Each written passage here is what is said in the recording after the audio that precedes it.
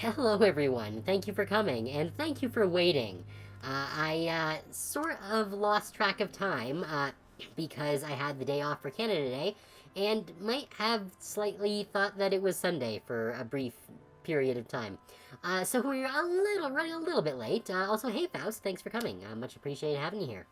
Yeah, so we're running a little bit late, but hey, we're here and we're ready to raise our creepy mushroom daughter.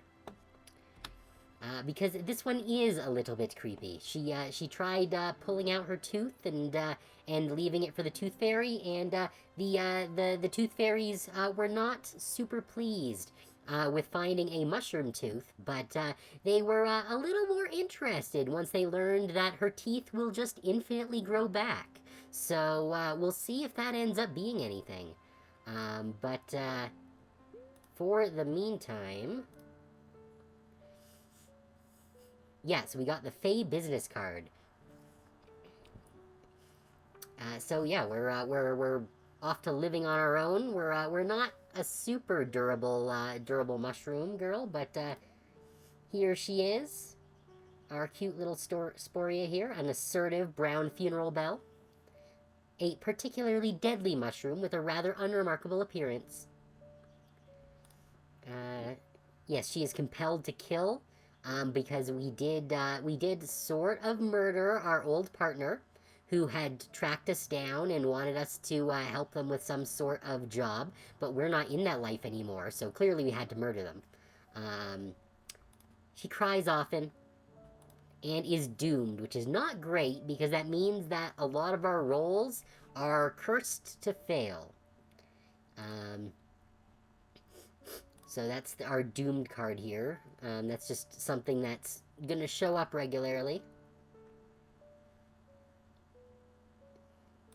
And then we've got one wealth. We've got an amount of spores. I'm not sure where the Fey business card is, but we're still relatively obscure, but we're a young adult. Oh, in our inventory, here it is. Our Fey business card. As well as our trusty knife. We've had it since we were a child. I'm not sure what this spot is for, but we do have a mystic bond with the witch that created us, and our loving parent who took care of us during infancy. So, um, let's continue. You feel a crisp breeze. The heat is relenting, trees are changing color. Fall has arrived. The change in weather has invigorated you. What would you like to do today? Let's see. We could revisit a strange location, visit the recluse who raised us, rest for the day and get some robustness. Oh, so visiting the recluse would increase our mycelium score. I don't know if we really want that, because that's like essentially our humanity.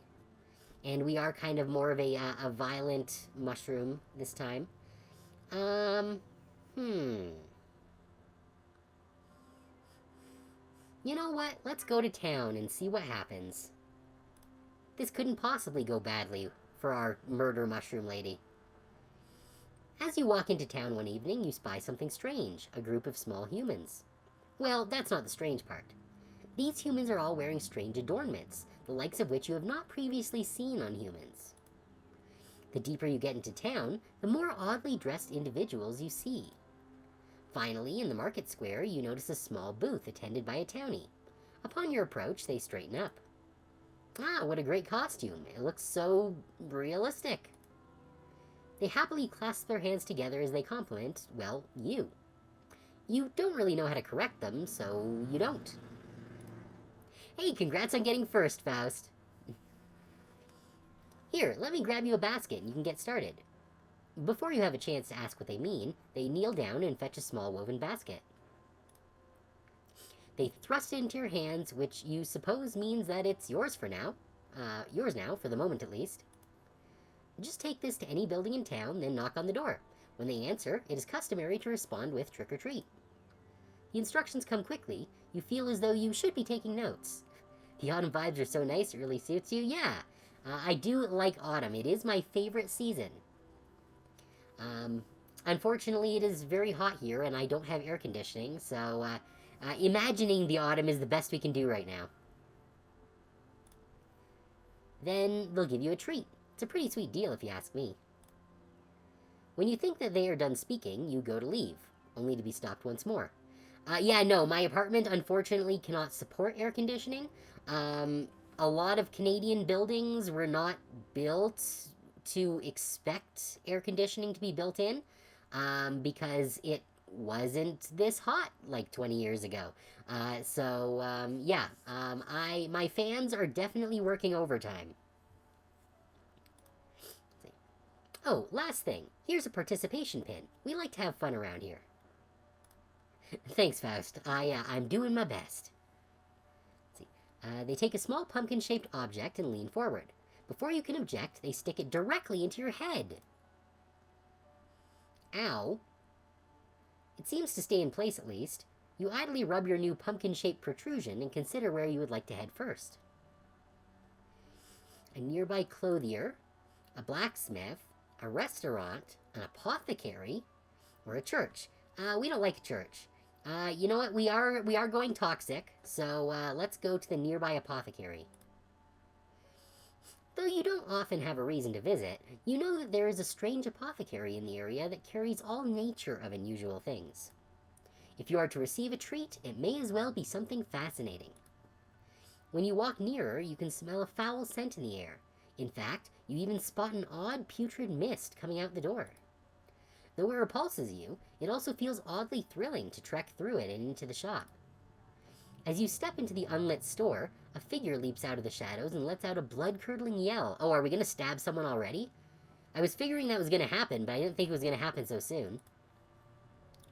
Before you can think to do anything else, you feel your body turn and run right back out. Oh, okay, so we didn't murder anyone. That's, I guess, good. The sound of laughter follows you, and the thought occurs that this may be a form of theater. You can't explain why, but you feel as though this experience has left you with a joyful feeling. What an odd sensation. While walking down a heavily wooded path, you notice a disheveled woman slumped mournfully against the base of a tree. Wait, didn't we get this one already? Oh, maybe we got this one on the last run-through. I guess that's all the Halloweening we get to do. That's unfortunate. But I think that increased our dampness, so that's good, I guess. Let's see. She bears numerous scratches and light wounds, as well as peculiarly coal-black lips. Okay, yes, so we did get this this event on the last run-through, and we suggested that the woman who has been cursed by the witch go and date the witch. So we'll see what happens this time.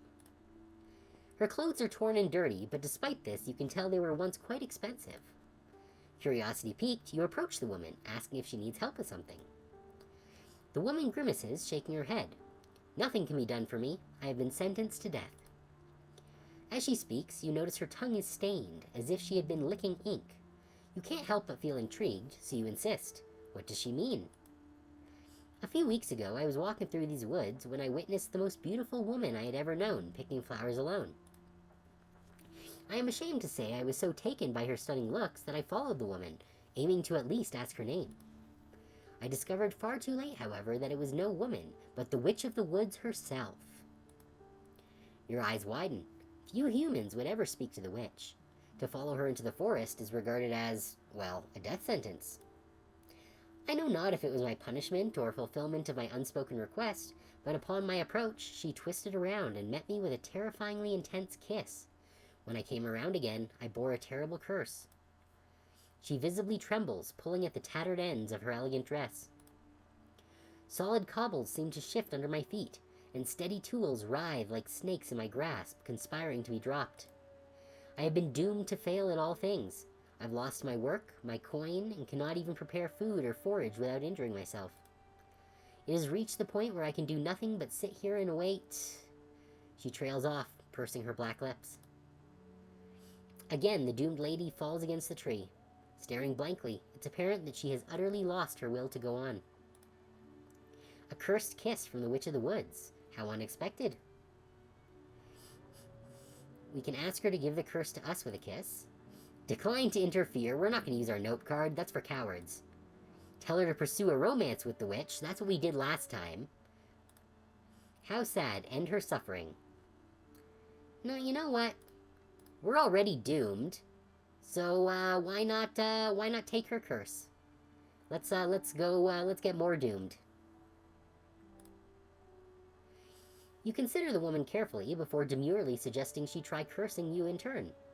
As she processes the suggestion, her cheeks redden with realization. You'd really do that for me? The woman's particular weakness that landed her in this situation is apparent as she averts her gaze. Admittedly, your primary interest is in the kiss. You could consider this a sort of bargain of your own. You nod. The two of you share an impassive kiss, merely touching lips together for a moment. You close your eyes and concentrate on that intangible ailment inside her, the curse. Now, I'm curious as to whether getting a 1, thanks to our doom, means that we will take the curse, or if we won't take the curse. I don't know what is considered to be the good end for this event. A fuzzy and indistinct object. A tiny black moth caught between two panes of discolored glass. You try to focus on it, but the glass darkens, turning opaque. The curse inside her is one you already bear. Oh, okay, so because we're already doomed, we can't take on the curse, which I assume would be doom. Try as you might, you can't seem to pull it away from her. It's too great of a burden. That doesn't stop you from trying, of course. For another long moment, you hold your lips to hers, until finally she pushes you away, flushed from the effort. You shake your head. The both of you can tell it isn't working, and she droops with renewed despair. It was nice to try, at least, she smiles flirtatiously. You're welcome to try again sometime if you like. Oh, well, it did increase our potency and lowered our humanity, so that's good. Long after the two of you part, you can't help thinking about her. Perhaps you might just take her up on that offer. And it increased our dampness by 1. Neat. Oh yeah, so I want to look what the deal is with this, this pin that's stuck in our head. Is that in our inventory now? Yes, someone has pushed this into your head. At least it's cute. Okay, so we have a pumpkin pin permanently wedged into our head now. Okay. We're now permanently Halloween themed. An eerie fog covers the roads throughout town as you take a late night walk. Someone approaches you from behind, their face obscured by a hood. You're the girl with the natural toxins, right? If you give me some, you'll be compensated well. Okay, so we can stab him. Deny the request. Deny the request and tell the guard. Accept the payment and give the man some of your toxic flesh.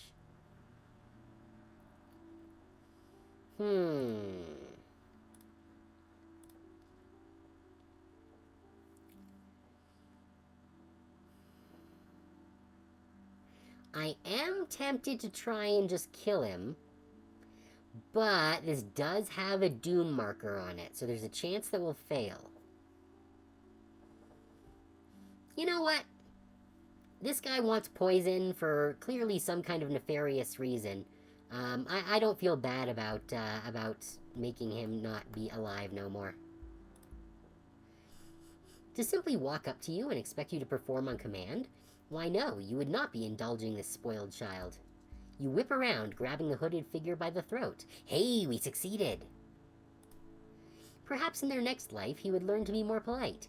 You tell them as much as you give the human what they requested. I.e., a sizable dose of your toxin. Duh. Thankfully, you are exactly as potent as you think you are. The criminal collapses to the street, and you continue your moonlight stroll. Ooh, we got super damp. We are extra damp now. Look how damp we are. We've got 76 dampness. This stat indicates how wet and slimy we are, and also the murkiness of our soul. Oh, and we're dripping. Your body exudes a strange liquid and drips constantly. Gross. Over the past few days, you've developed a growing sense of unease, and one particularly gloomy evening, the feeling intensifies. You're in the dying days of autumn, and a chill in the air bites at your skin. As you look out into the nearby woods, you can feel a strange calling, an invisible force pulling you towards something. It seems you are being summoned. Before you decide if it's a good idea to follow, your body has already made the choice for you. You find yourself uncontrollably walking into the woods. Okay, so is this going to be the Tooth Fairy, or the Witch, or something else? Oh, so it is the Witch, okay. Sometime later, you find yourself in a dark and unfamiliar grove. You are relieved to see your summoner, none other than the Witch of the Woods. However, your relief is short-lived when you see the cold and serious look on her face as you approach. My daughter, the time has come. Though it was not yours, there is still a debt left unsettled, and I always find a way to collect payment. Oh, right, yes, because we selected the future payment option at the beginning of the game. It seems she really does intend to make you pay for your parents' debt. After such a long time, you can't imagine what she would require of you. It certainly won't be easy. Ask for a reprieve, it's not your debt. Take care of a dangerous and unsavory matter. Fight the witch! No, we're not going to fight the witch. They're basically our biomom. Ask her for a reprieve, it's not your debt after all. We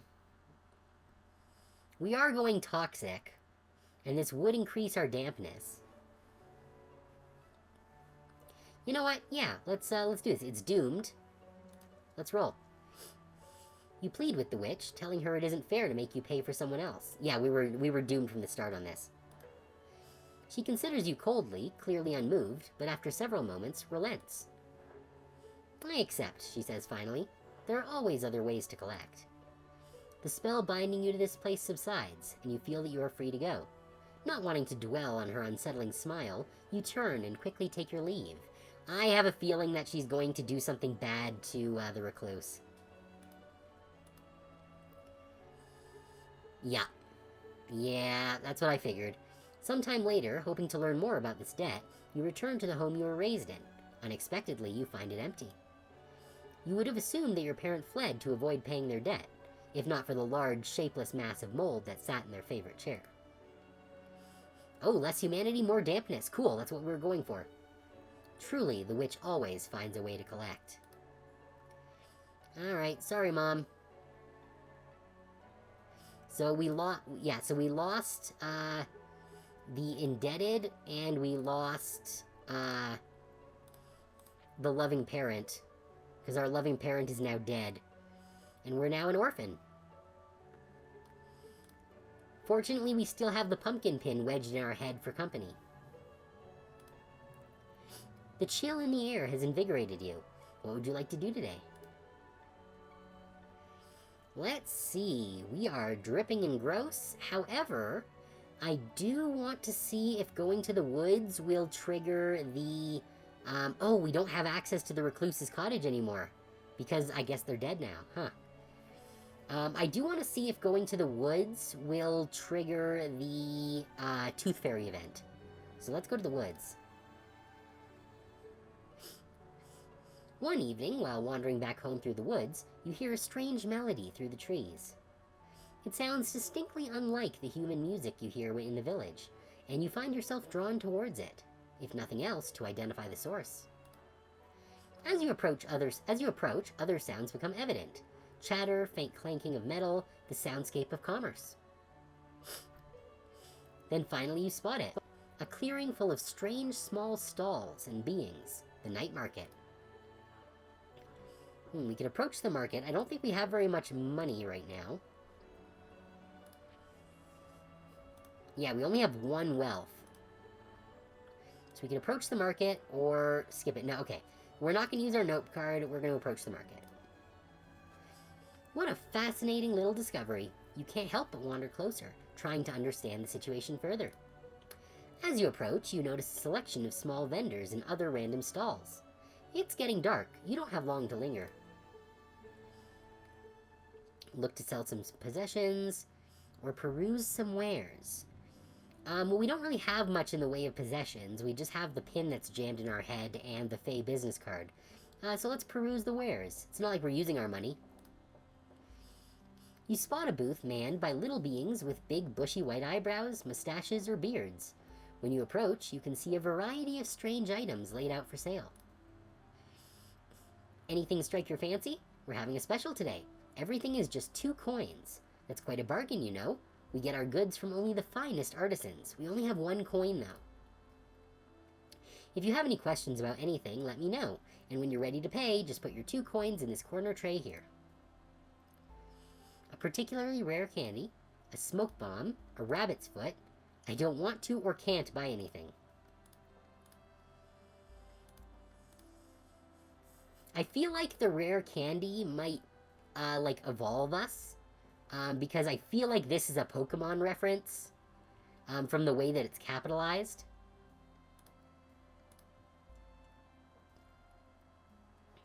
But a rabbit's foot might help with our doom. The thing is, we don't have enough money, so I don't know what's going to happen if I click on this. Let's see. Ah, humans have some superstitions about these and luck, I've heard. We don't believe in such things, but our craftspeople just can't help themselves from making more. Remember, if you find anything you'd like to buy, just place 2 coins in the corner tray of your selection. You do have 2 coins, right? Oh, I don't have 2 coins. Can I give them 1 coin for the candy? Yeah, here we go. Ah, yes, this bonbon is particularly powerful. It's even been known to increase your level. Plus, it's strawberry flavored. Remember, yeah, I don't have 2 coins.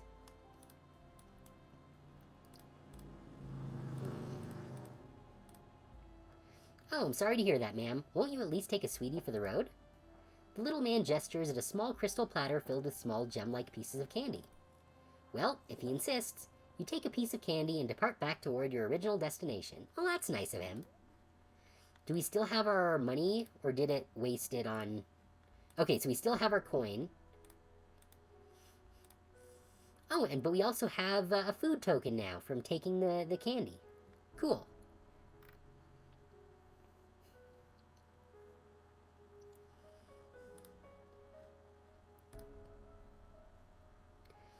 One day, without realizing it, you've stayed in the village much later than intended. The sun has fully set, and darkness has enveloped all. Thankfully, you're fully capable of taking care of yourself. You know this settlement well, and the lack of sun does not change that. You decide to take a shortcut through an alley, but to your surprise, there are others there as well. Quite a few others, in fact. Okay, is this going to be the boxing ring? It quickly becomes apparent to you that most of the alley's denizens are going into a single door, one that, when open, allows you to hear faint sounds of revelry and triumph from within. When they go to leave, many have small trinkets and seem tired from a long night of cheering.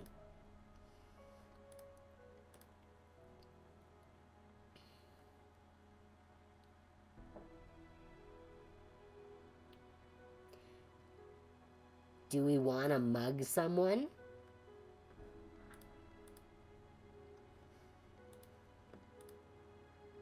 I kind of want to mug someone. Let's mug someone. We have 92 dampness. We're a damp lady. Let's mug someone. Success! Yay! We succeeded. The trinkets don't seem particularly valuable to you. They mainly appear to be small pieces of tacky ornate clothing and small cloth dolls. However, where there's a market, there's money. It seems like a bad idea to do crime while in the busiest part of the alley, so you stand in an adjacent alley instead, knowing that eventually someone will wander through. Finally, someone does. A meek-looking woman with her coin pouch visibly tied to her waist. Thankfully, you are particularly good at relieving people of their belongings without alerting them of your intentions. Oh, so we didn't murder her, that's good. You begin to walk in the opposite direction of her, leaning in and accidentally bumping into her. You mutter a quick apology, running off before she has the opportunity to realize that you've managed to expertly liberate her of her coin pouch. It isn't much, but what can you say? You're richer now than you were before, and a little more experienced, too. Yeah, we got more dampness. We now have 97 damp. And how much money did we get? Oh, we got 2 more wealth. Cool. Wish we kind of got this event before we got the night market, but... While wandering the woods near your home, you suddenly hear something rustling in the foliage ahead of you. Before you can react, a large boar bursts from the brush and locks eyes with you. You sense an intense, flaming aura of determination emanate off this wild hog. If it's a snack he wants... Ooh, we can poison him? It's just a pig, right? Face it head on. You're sure you came prepared for this? Run for your life! Oh,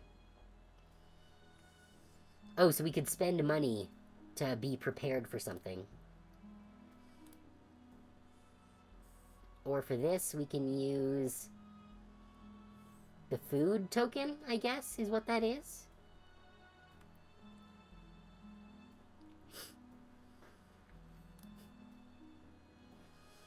Or maybe we can just murder the pig.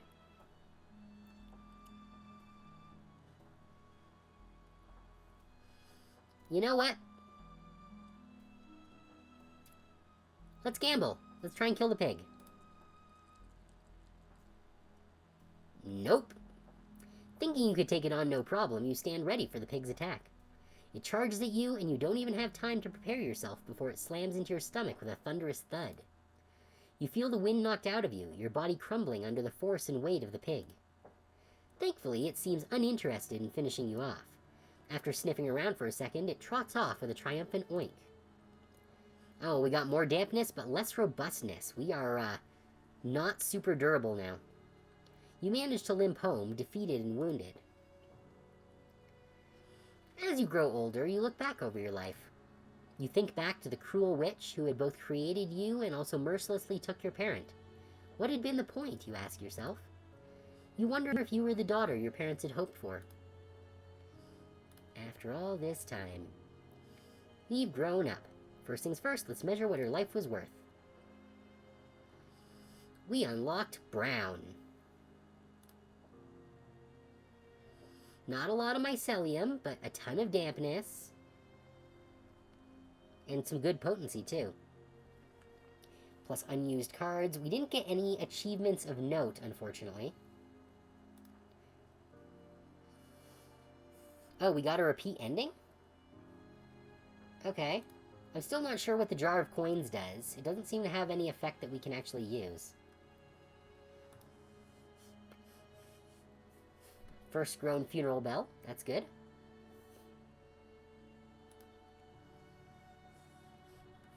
Alright, we got 316 more spores. Neat. And we didn't get any special achievements, though. Oh, what's that? Visit Gnome Depot, gardening supplies and more.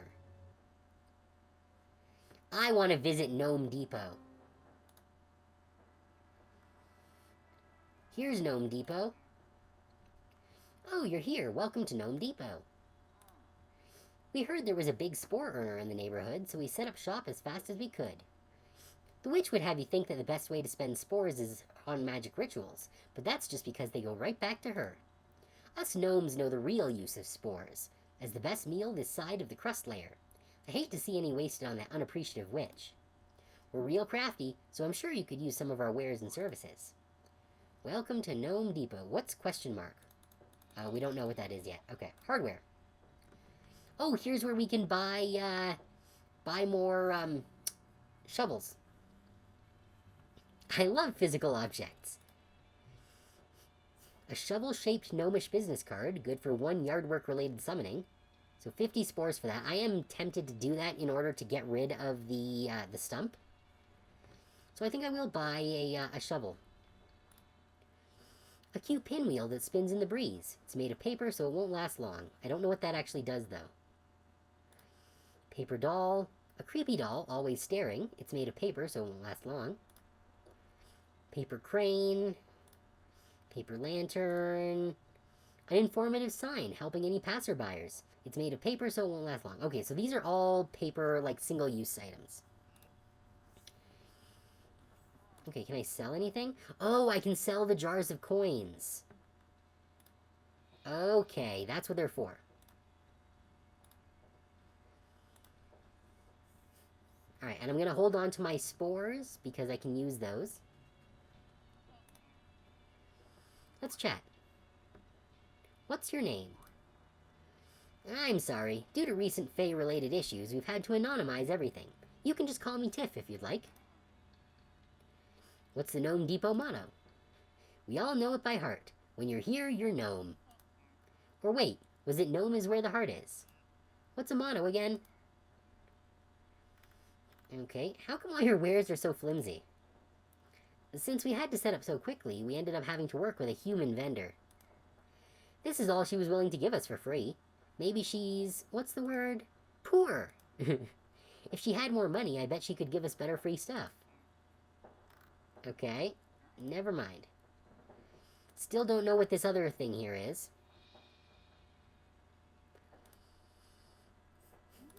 Let's check out our cabinet. Do we have anything else practical? Just the yard work voucher, I guess.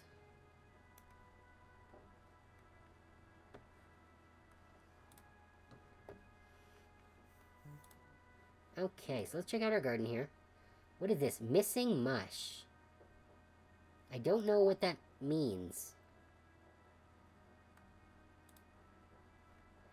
But we can dig up the stump.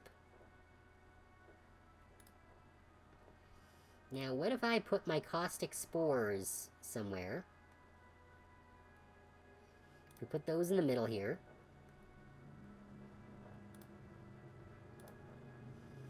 And then our pretty spores over here.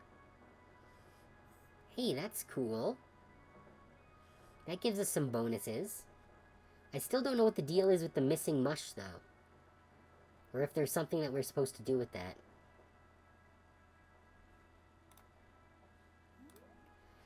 Let's do a few summons, see what we get. Zigzaggy texture. Strange dots fill your vision. What does it look like?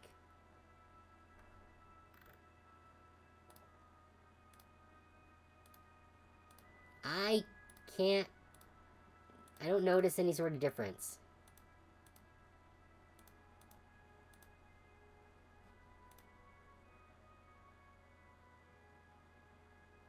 Yeah, I don't get it.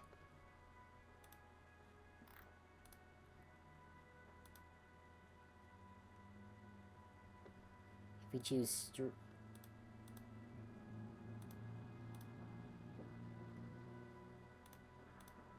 yeah, I don't understand what this is actually doing.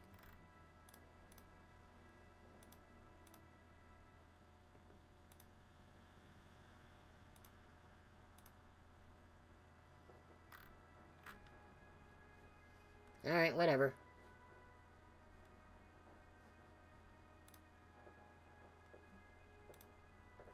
Let's summon again. Well, I can hear people setting off their fireworks for Canada Day. From the ether appears key lime. We have a new color. Cool. That's a little harsh. Oh, this is much nicer. Bright. That's much nicer to look at. Everything's so nice and clear now. Still don't know what we're supposed to do with this missing mush, though.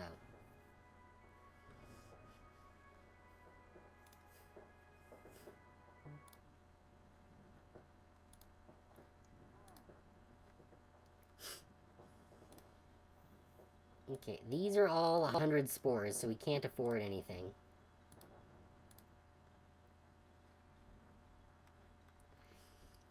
Oh, actually, we can buy a shovel. I'm thinking that we're maybe supposed to dig up the missing mush. Because if we look at our garden, we can see that robustness has a bit of a dip in it. So I think that might be because of the missing mush. So if we dig this up... Yes, that restores all of our robustness. Okay, good. Although I'm not sure why we got the achievement for growing all mushrooms. Because I'm pretty sure we've not done that. But let's start a new game. I think we can probably get through one more round here, before the end of stream. I'm gonna take a quick drink first.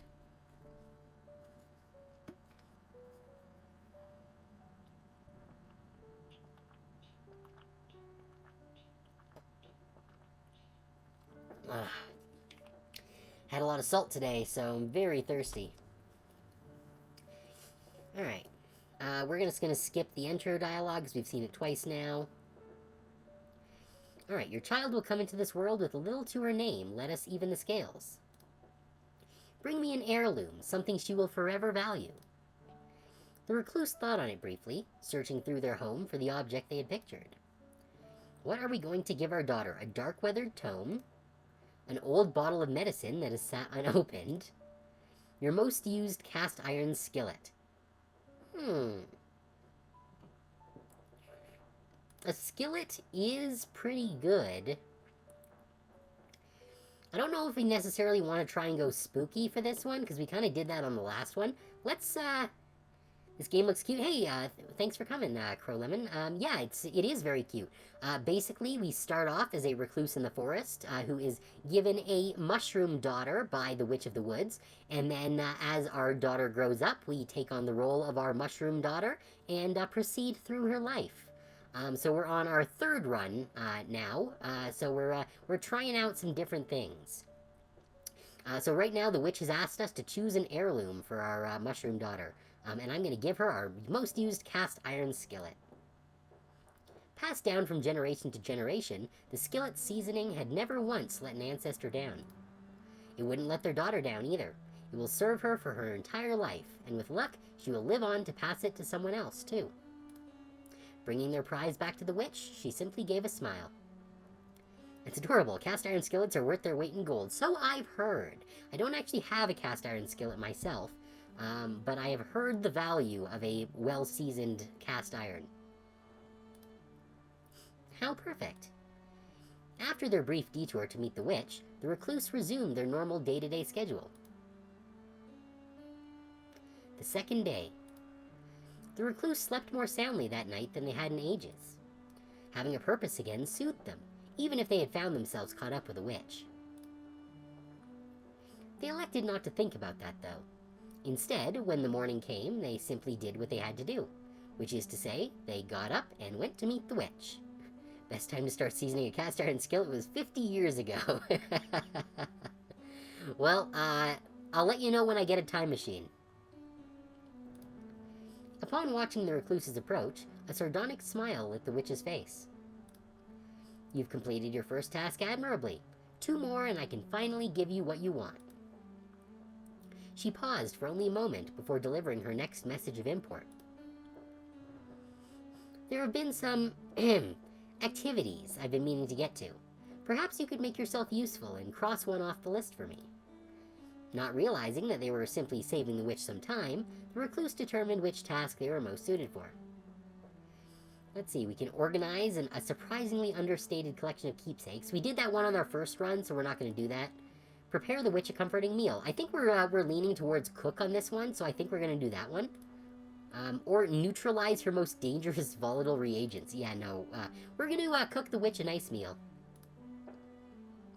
Cooking was a simple affair, much kinder seeming than the rest. It was an easy decision for the recluse. What do witches like to eat? The recluse pondered this question, figuring that one could not go wrong with a simple meal of eggs and bacon.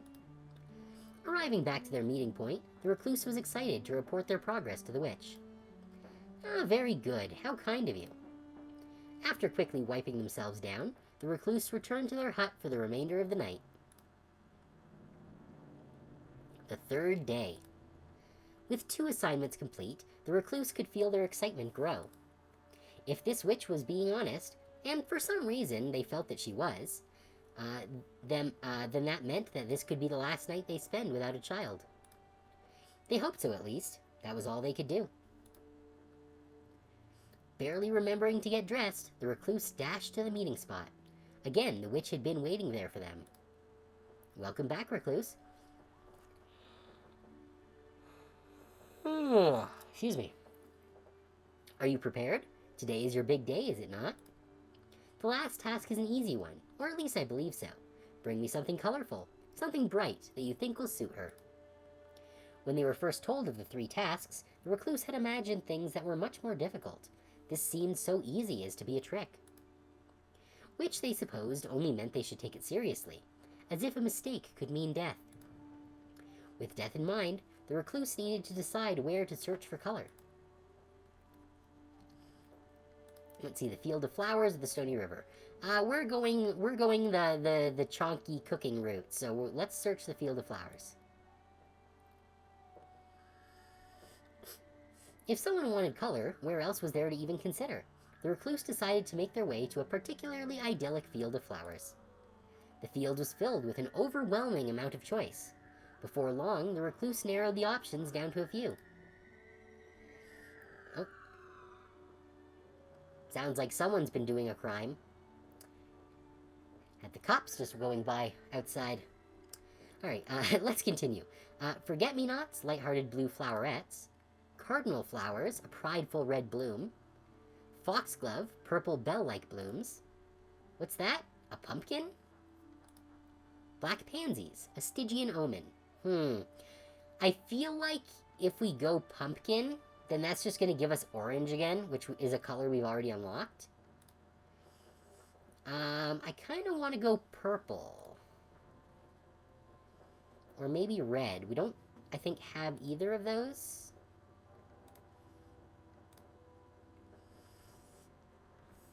Foxglove or cardinals? You know what, let's go foxglove. I like purple. I'd like to unlock purple. Wild foxglove. Those flowers had always enchanted the recluse, standing tall at the edges of the path. It was as though they were luring them, tempting them to stray from the path. Perhaps today, the recluse just might. An edge of temptation can be healthy. Alright, we got purple. Alright, it's, a little washed out for my liking. I do like the bright color scheme better, but... The recluse returned to the witch's hut, colored item in hand. She silently took the object, nodding her head to the recluse in recognition. The recluse stood there for a moment, unsure, before finally the witch realized what they expected. Oh-ho-ho! You want your promised daughter, don't you? Her voice was almost mocking, but at least it was not overtly cruel. I suppose I must tell you that I lied, human. I do require several more trifling things from you. First is the matter of payment. The recluse should have known that everything is for a cost. Pay now with wealth or life, soon in larger quantities, or much later in the way we choose. We did that one the last time, and they ended up dying. I don't like the paying later in larger quantities. We haven't done pay now with life. What I imagine this is going to mean is that we're going to have less stamina in the opening section with which to do things before our daughter grows up, which I don't know if I want to do.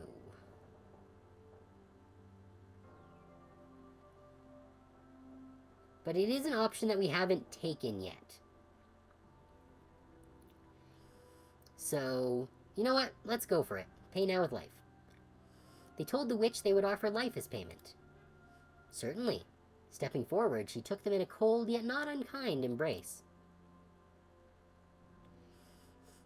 They awoke hours later, with an uneasy feeling that something was missing. The witch was still there, waiting for the recluse. With the payment settled, the witch simply smiled and handed the recluse a small pot. Humans are tricky, but mushrooms are much more resilient. Consider this an upgrade. Don't worry, eventually she will develop a mind. Simply give her time, as much as she needs. Soon your wish will be in full bloom. I suppose, with all that settled though, there is one last thing for you to consider. A young girl needs a proper name. The recluse thought on the witch's demand before offering the final thing they had to give. What should we name our new mushroom daughter? I only have one mushroom character, and we use that name... Actually, no, I do have a second mushroom character, but I don't think it's really appropriate for this build. What should we name her?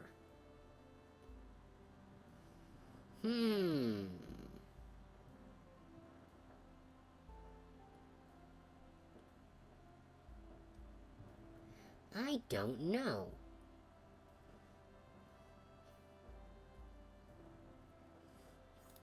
We're gonna...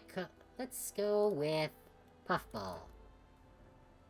Since we're going for kind of a cooking theme here, kinda. We'll go with Puffball.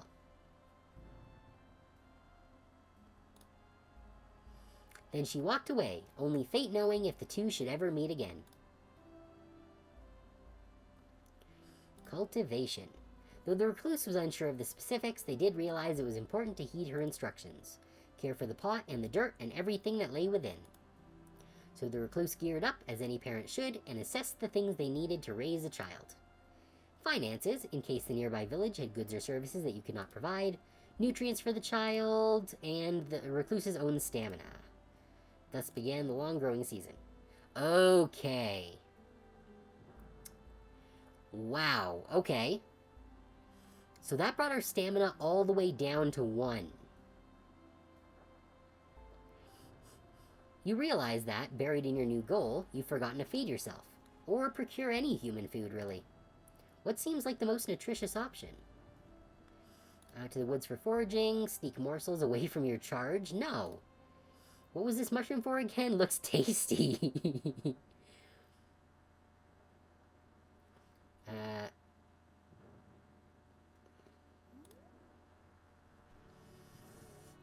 Puffball is our purple mushroom. Oh, they actually kind of look like a puffball, too. What happens if I go back? Oh, no, that's just the, thing. Actually, can we save here?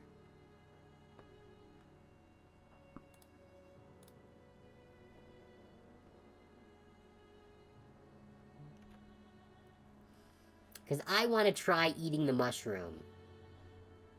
And see if that gives us a special ending for having eaten our mushroom child. What was this mushroom for again? Looks tasty. After thoroughly searching your cupboards again, you realize with defeat there is one thing for you here. You've been taught to never trust witches. As time marches on, you feel more and more like perhaps you were taken advantage of. You want to be clean of the whole thing. You figure you can strike 2 birds with 1 stone. The mushroom is small, but shockingly filling. Mulligan, it's good for you. We got the achievement. It didn't take you long to prioritize hunger over parenthood. Alright. Wow. Yeah, that was a short run. Good thing we saved there. I had a feeling that was what was going to happen. So sneak morsels away. Mushroom looks tasty. To the woods for foraging. To the village, for their market has many enticing goods. We've got very low stamina. We can't really afford to forage. So we're gonna have to spend some of our money. We have plenty. So let's buy some food. There are things that you cannot possibly find or make on your own, and sometimes you desire them. Rarely do you indulge, but today is different. Strolling into the market, you find a booth with a particularly interesting food that you've never had before. A strange soup that's thick, hearty, and incredibly spicy. You purchase more than you can eat and decide to give your child the scraps. They seem to invigorate her. The decision being made, life continued. Oh, why did that lower the number of nutrients that we had? Like, I thought that would have increased it. While tapping some trees one day, you overhear a noise. It sounds like the clinking of coins and dice. Before long, you manage to track down the source. A wingless fairy sitting in the eye of a tree. A human? Oh no, now I'll be forced to gamble. The fae cried out unconvincingly. I'm the dice fae, you see. I have no choice but to gamble with every human that passes by. You even get to pick the stakes. The rules are simple. If I roll a 5 or less, I win. But if I roll a 6 or higher, well, that means you win. Compelling, right? Gambling with a fairy? What the hell, why not? What do you want to offer? A coin, a bag of substrate, a finger, a daughter. No. Actually, I'm kind of curious to see what will happen.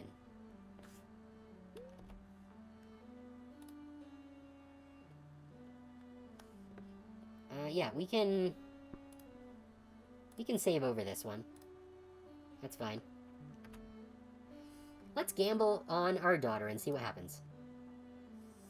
The words leave your mouth before you really have the chance to think about it. It shocks you to realize this, with a flash of guilt quickly stinging you. But there are some things a person just never gets over. You know fairies are tricky, but you would be a bad parent to let a chance like this pass you by without even trying. The fairy grins and nods, rolling a 10-sided die in his hand. Now, is this going to be an actual roll or a loaded roll? Very good, very good. I do love high stakes. Then he casts the die. Okay, it is a proper roll. Hey, we win. Rattle, rattle, rattle. You eye the die with a certain skepticism as you see that it has landed on a 9. That couldn't possibly be right, after all. That would mean that you had won. The fairy laughs anyways. Oh my goodness, I'm so happy for you, human. This is going to be such a big moment for you. His saccharine tone is strange. You don't like it. I'll just have to get you your prize then. It'll take a while. Magic is temperamental, you know. But you can expect your luxury, top-of-the-line daughter no later than summer. Goodbye, human. Enjoy your prize. You walk off, unsure how to feel. I am very curious to see what's going to come of this. Fey 1. Where is... You've won a bet with a fairy and are expecting your daughter to return any season now. Okay. Perhaps this was all a dream. Maybe it's best that you get home. Huh? Something's happening. Aw, look how cute they are.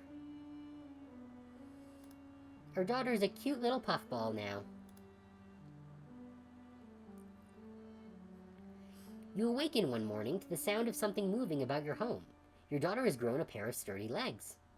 The creature walks about easily, using her new strength to push and rummage through your belongings. Her demeanor seems cute and helpful, often following you as you go about your daily tasks. Encourage her cooperation, spend time nurturing her environment, motivate her to do something safer. No, we're going for the chunk shroom options. So whenever we have this particular option, we're going to take it. So we're going to encourage her cooperation. Your daughter's development is going better than expected, and you want to promote her helpful nature.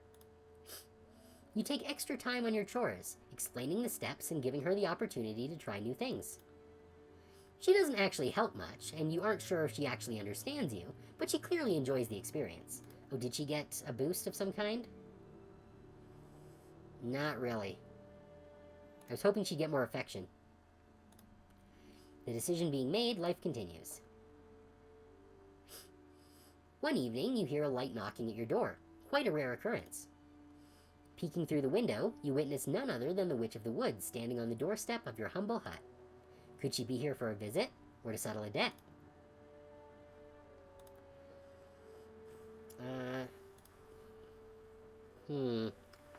I guess we can introduce her to our daughter. We've already paid the debt. We are going into an ad break, though, so we're going to pause the stream here real quick, and we will be back in just a few minutes, so stick around.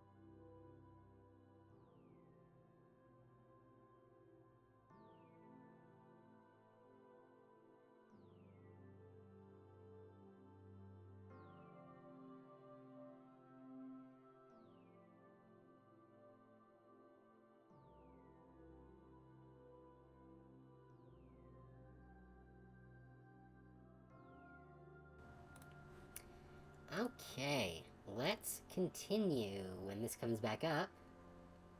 There we go. Okay. I feel like if we ask for a stipend, then we're gonna owe the witch a debt again, which I don't want to do. So we'll introduce her. Perhaps it was time for your daughter to meet the witch. She could maybe even learn a thing or two. The two of you answer the door and invite the gloomy woman inside for dry and awkward small talk. Something about the way the two absently stare at each other. You wonder if they've made some sort of connection today. The decision being made, life continues. You realize that you've finished all your work for the week and have a whole day free. Let's see, scenic hike, cleaning up, teach important lessons, take your daughter to see the witch. We haven't done that one.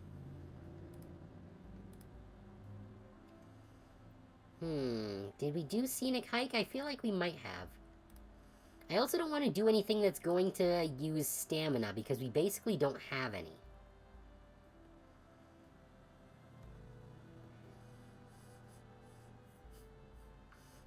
I don't know if taking her to see the witch is a good idea. But I'm going... Actually, no, I don't want to save over that one. I want to save over this here.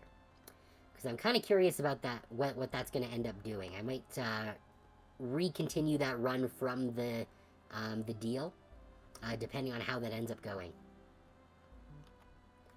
So yeah, we'll take her to see the witch. Maybe she'll learn something cool. You take your daughter to visit the witch once again, so she might learn a little more from her. The witch is happy to see you both, and spends a pleasant evening with the two of you. It seems like she's developed quite a fondness for the little mushroom girl. Maybe the witch could consider the both of you like family. The decision being made, life continues. Ooh, she's evolving! She's now a child? She's changed in the night. Oh, she's got a ton of affection for us now. Oh, and we got Mystic Connection for spending more time with the witch. And yes, she's now a child. We don't have a lot of quality, though, which is unfortunate. She's underdeveloped and simple still. One morning, you notice your daughter is nowhere to be seen. After some searching, you find a massive clump of mushrooms resembling your daughter's protruding in a small clearing. Brushing away some of the freshly turned soil around, you can see the top of your daughter's head, having seemingly undergone a transformation. She twitches in response to your probing, and shifts until the earth again covers her head. Wait for her, buy her a gift, or dig her out. No, we're going chonk route, so we'll wait for her. Your daughter seems intent on being underground, so you won't disturb her. After waiting for an hour, you decide to let her be and go about your daily tasks, occasionally returning to check on her. Later in the day, you return to find her sitting in the clearing. The creature had now taken the form of a young girl. Did we get anything different from that? Oh, she's calm and caring now. Before she was underdeveloped. She still has low quality, though, unfortunately. I was hoping to get a special shroom.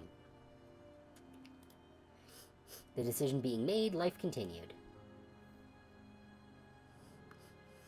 Your daughter needs food, too, and you've just run out. You need to find something to feed her soon, or she'll surely starve. That'll just give us nutrients. It doesn't look like that'll spend stamina.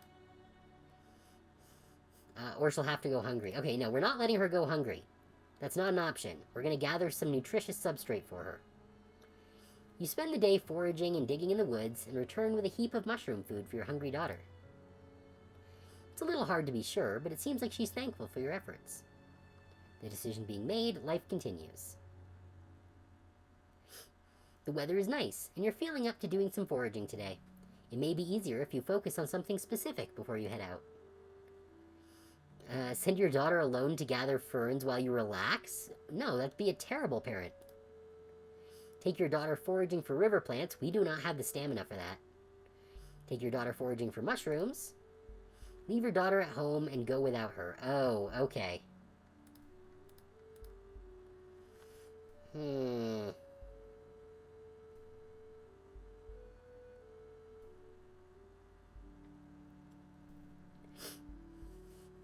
This is the only option that doesn't wipe out our stamina.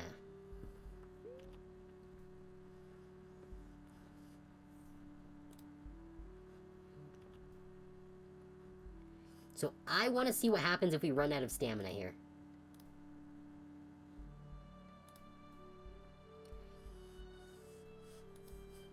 Let's forage for mushrooms. As you search the forest floor, you teach your daughter about the different mushrooms. She asks if this is what she looked like as a baby, and you're unsure how to respond. You suppose you're glad to teach the girl about her heritage. The decision being made, life continues. What did she get? Excellent environment. Our stamina is trash now, though. I think we're gonna die. A reunion. One night, you find yourself unable to sleep. Your thoughts are consumed by something foolish, thoughts of Fae. In particular, you contemplate your encounter with the one who called himself the Gambling Fairy, the bet that you seem to have won. He told you your daughter would be returned to you by the end of summer, and temperatures had been dropping lately. As though nature was toying with you, this lonesome daydreaming was interrupted suddenly by a cold gust of wind. However, you had left no door or window open. You jump out of bed to investigate, expecting that perhaps the girl was up to something. That wasn't unlike her, after all. You find the front door open, and you step into the night to investigate. From the edge of your vision, you see something approaching. You can hear a shrill Fae voice in the back of your head. Here she is, recluse. Have fun! What steps toward you from out of the shadows renders your brain useless. Like a pair of bonded sisters, you see your daughters before you. The younger girl clinging to her lost sibling as though they were one. They give you a smile, but you can give nothing in return. Oh, we found all the music, and we got a whole bunch of stuff there. So does that mean we get twin daughters now? They did get monstrous, though. And a new beginning. It's dark. You awake after a long and unusually fulfilling rest. You're unsure of how you got here, but you know you want out, so you begin to dig. After escaping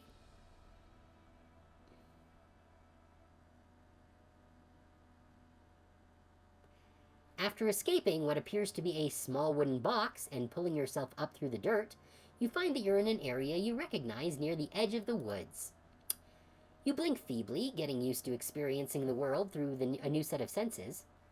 Oh, this is our twin daughter. You blink feebly, getting used to experiencing the world through a new set of senses. The recluse is surely worried about you, so after a few moments you hurried home. Something is different about how the recluse treats you when you return. They hold you tightly in a warm embrace, but sudden talks about you leaving home make you wonder if you've upset them somehow. The mushroom child is doing fine. We may have made a reckless gamble with a fairy and ended up with a twin of our mushroom daughter. We're just finding that out now.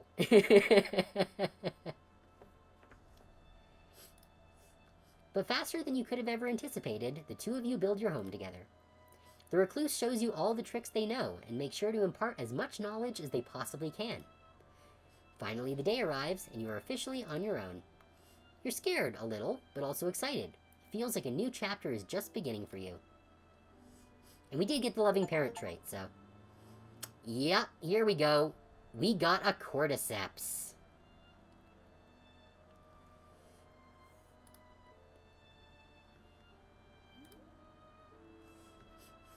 Okay, we got the found siblings trait. You are bonded with a human body.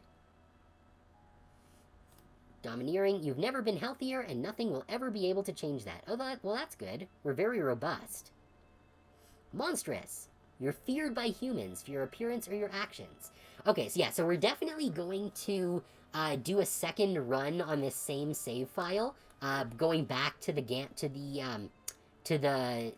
that we made with the fairy, because I want to see how she would turn out if we did not make that decision. Alright, so we've got a single use of nope, as usual, and 2 wealth. We're still relatively obscure. We have a mystic bond and a mystic connection with the witch and the loving parent. Alright, so despite some initial uncertainty, you find that your new home may be even nicer than the recluse's shack. Your first days living outside of your parents' home are occasionally daunting, but also filled with possibility. What would you like to do? Let's see. I feel like if we go into town, that's gonna go badly for us, since we are monstrous.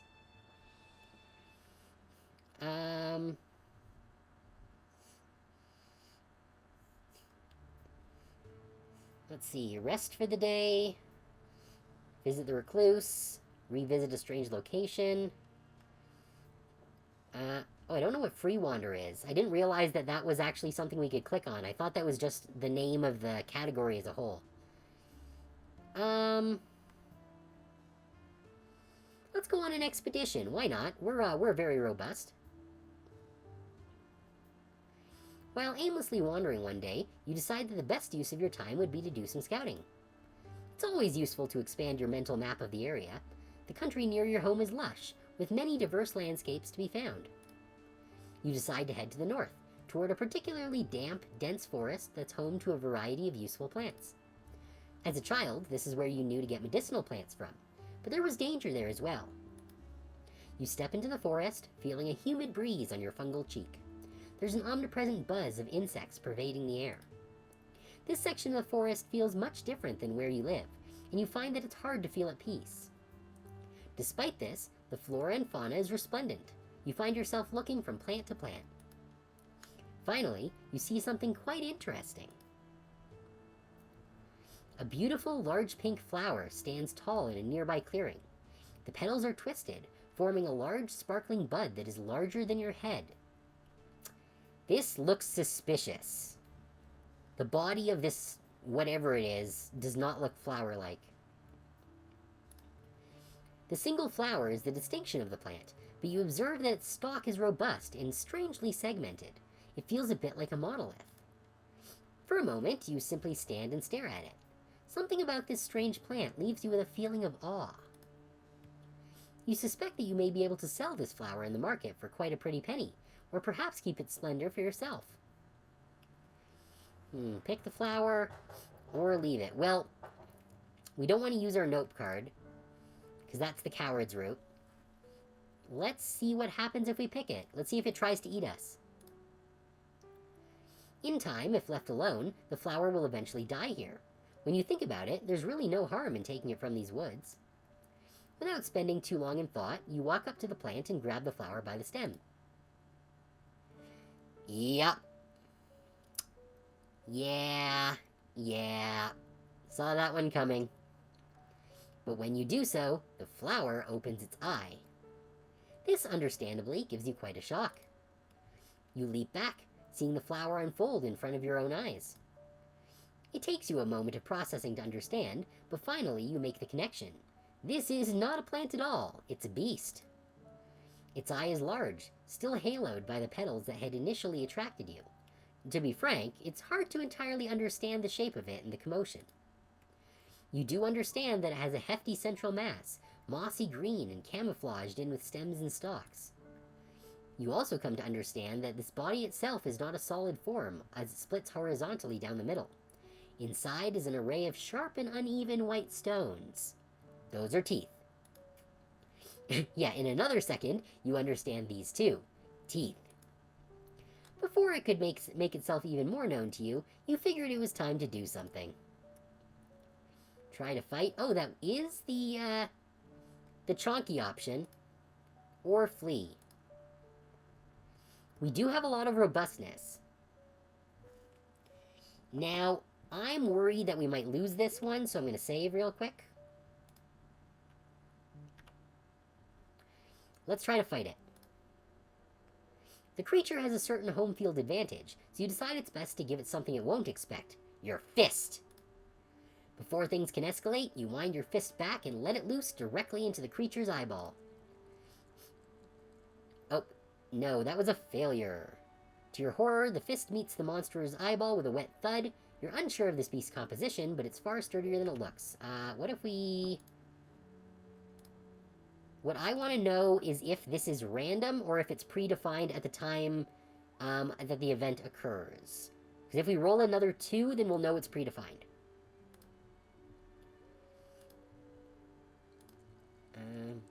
Oh, hey! Okay! So we can just just save scum. Okay. I wasn't sure about that. I don't know if it's necessarily something I'm going to keep doing. But for things that could end up with us being dead, I think I might. Your strength shocks you, and your fist goes through the eye as if you were punching a melon. This is quite surprising. You find yourself unable to do anything but stand there for a second, just trying to comprehend the situation. Meanwhile, the creature seems to be withdrawing. I want the flower still. I've done enough damage.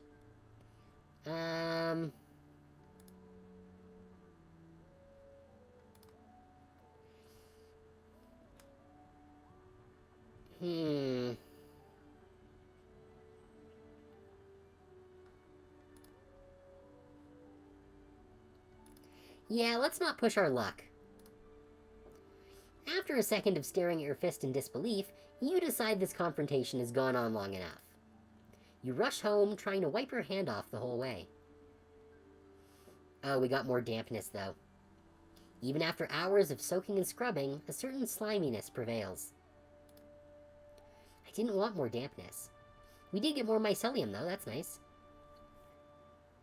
One morning, you're out foraging when you hear muffled voices in the distance. When you approach, you spot a rather odd group of 3. The first 2 look like human hunters, but the other one looks to be some sort of magical being.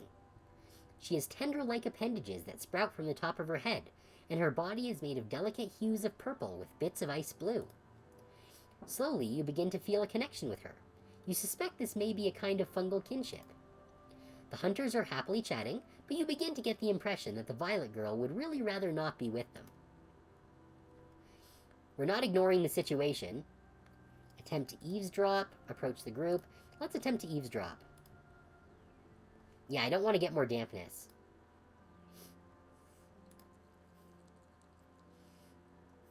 Oh, good, we rolled well. I didn't realize that was something that we'd need to roll for, so I'm glad that we did that, because I did not save. You sneak into some nearby brush and hunker down to stay hidden. The hunters seem to be bombarding the fungal lass with questions and compliments, showering her with attention. They didn't even give her a moment to answer, simply filling any gap with more inane chatter. When one of the hunters takes a step closer, it seems to push the Violet Girl too far. With a quick shake of her head, she disperses a cloud of spores. While the hunters are stunned, coughing into their sleeves, the Violet Girl uses the chance to flee. You can only wish her well on her travels. Oh, we got more dampness anyways. Bummer. Oh, and we got the eavesdropper trait.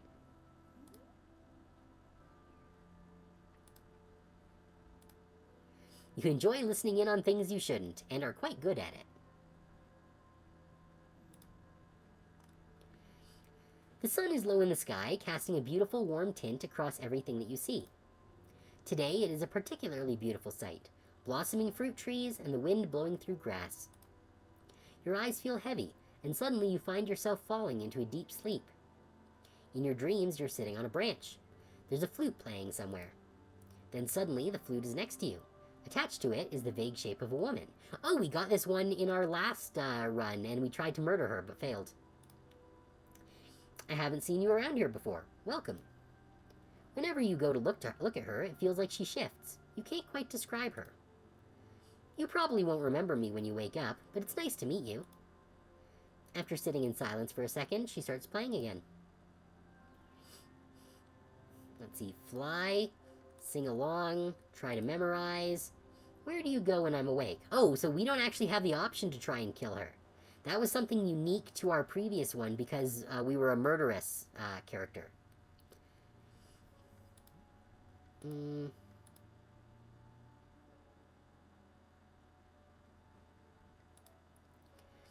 You know, we're going kind of magical, sort of. Let's sing along. You close your eyes, absently singing along with the flute. Your voice sounds beautiful. Things could not be more perfect.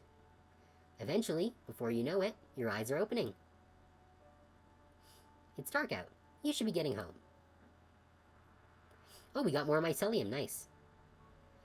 You feel a crisp breeze. The heat is relenting. Trees are changing color. Fall has arrived. The change in weather has invigorated you. What would you like to do today? Let's see. The only area that we haven't done... we haven't done Free Wander, but also we have not done the countryside yet. So let's go to the countryside.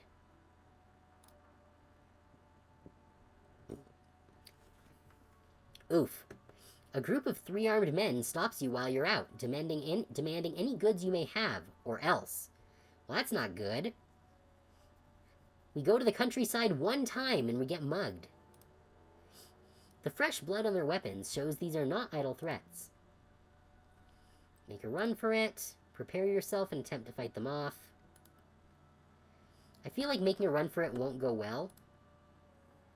We do have a lot of robustness, so I think we might be able to do this, but I am going to save.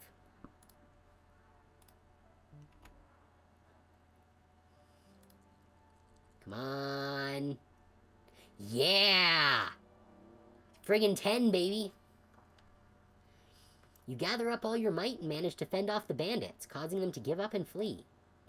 More robustness, more potency. Right into the arms of some town guards, who capture the criminals, thanking you for your assistance. Well, that's nice.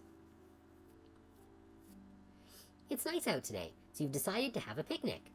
After wandering around for some time, you come across a quaint house with a bell. Just as you begin to wonder what purpose it serves, the bell rings, and several children run out and begin to play. A small group of them take notice of and subsequently surround you.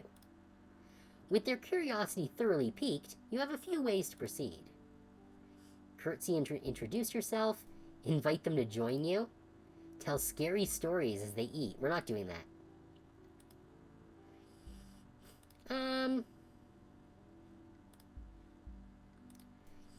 I feel like kidnapping children from the playground is not a great idea, even if it would increase our potency. Oh, this will increase our humanity, which would be good. So let's curtsy and introduce ourselves. Come on. High roll? Nope. That's fine. I don't think this is going to be a fatal thing, but it might lower our humanity, which is a shame. Your words feel like rocks in your mouth, slowly tumbling out and sounding strange. Your curtsy also ends in disaster as you lose your balance and fall over. Oh, we lost some mycelium. Overwhelmed by your embarrassment, you run off and have your picnic in solitude. Aww. Oh, but we got our mycelium back, just through the day's events. That's not too bad, at least. Strolling through the nearby village one day, you pass through a rundown area you've never seen before. There doesn't seem to be very many people in the area if you're going off sound. The only thing you can hear is someone grunting. Oh, we're gonna get to meet Auntie Maz again. Walking around, you follow what sounds like fighting. Eventually, you come before a ramshackle home sitting between two collapsed properties. And in the center of a circle, where the remains of one of the houses had been cleared, you see a strange woman hitting a wooden pole with smaller wooden poles sticking out of it. Now, the question is whether Maz is going to attack us because we have the monstrous trait. She's attacking it with short, swift movements as though she was practicing for real combat. You can't help but stare at her. She's very intriguing. Her hair is short and black as the night. Only the slightest piece of ponytail can be tied back. Her physique is unlike anything you've seen before. Even though she wears a heavy suit, complete with popped collar, you can tell she's incredibly muscular underneath. You'd hate to be on her bad side. Spotting you staring at her, she stops her routine, sizing you up with a glance. You here to cause trouble? Well, you can't say you've heard worse introductions before. Offering a shrug, you tell the woman that you're just walking about. The woman's expression seemingly refuses to change from a pensiveness that borders on anger. Good, she says, before returning to the wooden pole. They sure are some rude people, you figure. You turn to leave the rude lady behind, but as you do so, you hear a soft, excuse me, are you... Looking over your shoulder, you realize a small child snuck up on you. Are you that mushy lady from the woods? Crouching down to eye level with the child, you smile, offering a hearty, "Yep, that's me." And while you can't see them, the rude lady has stopped her routine, walking over. "Everything all right?" the lady says from behind you, nearly causing you to jump. You stand up to face them as the child assures her, "Mm-hmm, look who I found, Auntie Maz, the lady my friends were talking about." Darting your gaze between the two, you feel a bit too in the spotlight. You're just hoping this rude lady isn't looking to pick a fight with you. "Auntie Maz." I'm that popular? Yeah, we're gonna go with the Auntie Maz option. "It's just a nickname, the lady says. One only the child can call me." "Mm-hmm." The child nods excitedly. "Auntie Maz is really cool and tough, and she helps look after me." "Well then," the lady says, extending her hand in greeting. "You don't seem like trouble, unlike most of the folks that come wandering around here. Folks call me the Master, a title I seem to have earned over time." "Auntie Maz is the strongest," the child triumphantly claims.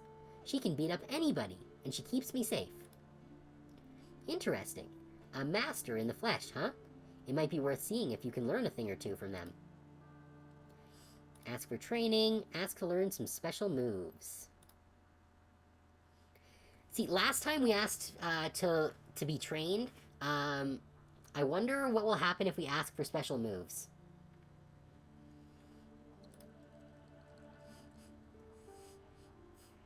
Okay, that's a pass. Good. The lesson goes in depth, but you take it in stride. There's 3 distinct moves the master teaches you. 1, Ethos of the Tortoise, is a powerful defensive maneuver, capable of bolstering one's threshold against pain.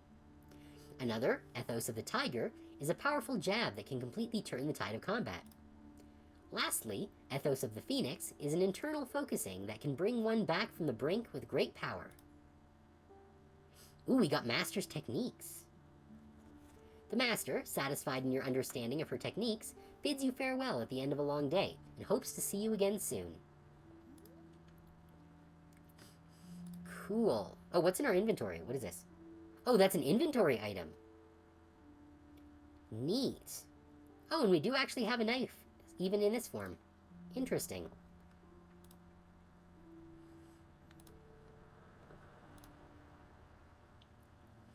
And we got more mycelium, but less robustness, I think. A chilling breeze greets you one morning, heralding the approach of winter. With the end of the year approaching, you find yourself considering your aspirations. You'll want to accomplish something significant, you decide. Something you'll remember. Oh yeah, we didn't get this on the last run, probably because the recluse was dead. Let's see, take on a dangerous quest. Attend a charming evening at the gala. We're not going to do that one. We did that one last time. Pursue a great aspiration, or don't do anything.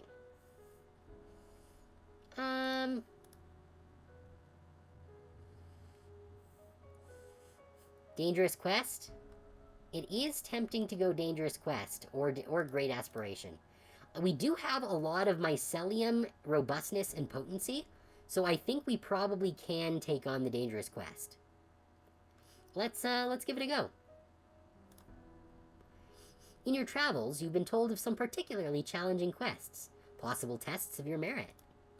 Of the potential opportunities for glory you've heard, you decide to slay a terrible beast, check up on the master. Actually, don't do a quest.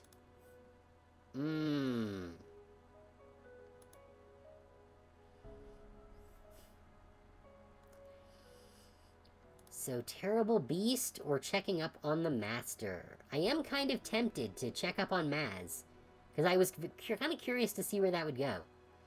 Let's go check up on Maz. You remember back to the master and child in the village and wonder how they're doing. You're not sure why, but a gut feeling tells you that you should check up on them. Perhaps next time you're in the village, you'll take a look. The chill in the air has invigorated you. What would you like to do today? Well, let's go to town, because we wanted to check in on the peoples.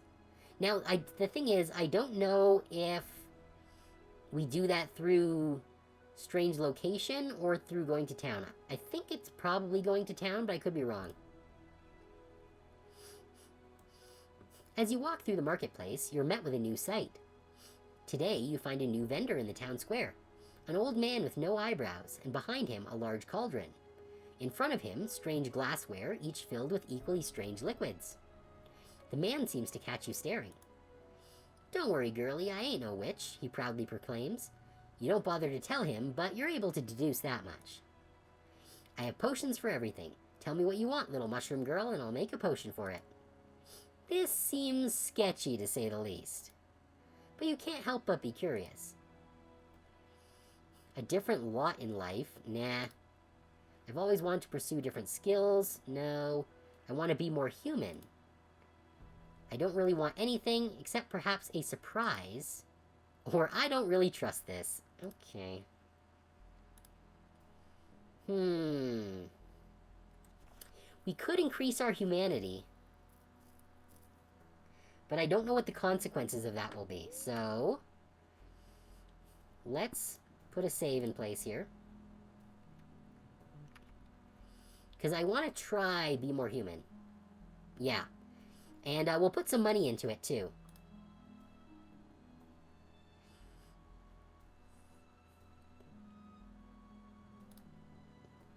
You tell the man all about your shortcomings and how you wish you were just a little more reliable in your weak areas. He nods knowingly. "I hear you. My personal weakness is my breath. I hope you beg my pardon." You couldn't help but wonder why he didn't simply brew himself an oral rinse, but you choose not to confront him about this. You quickly negotiate payment with the man, and when the two of you reach an agreement, he begins to brew your potion. The man moves surprisingly quick for his age. He takes an assortment of components and reagents, tossing them into the cauldron with a certain method and rhythm you could not identify. Before long, he hands you a surprisingly small capsule, filled with a green liquid. "You just pop this in your mouth and eat it," he instructs you. "By tomorrow, you should start noticing the changes." You inspect the capsule up close for a second before doing as he instructed. The membrane containing the fluid seems flexible but strong. You're not sure you've ever seen anything like it before. As you bite into it, it bursts. The liquid tingles on your tongue for a second, then seems to disappear into nothing. The next day, you do in fact notice the difference. Your weakness no longer seems so weak. You make a note to thank the old man when you return to town, but find that he's vanished. Oh well, what a strange man. Actually, so did this do anything? Found siblings domineering monsters. Did we have one more trait here before? I don't know if we did.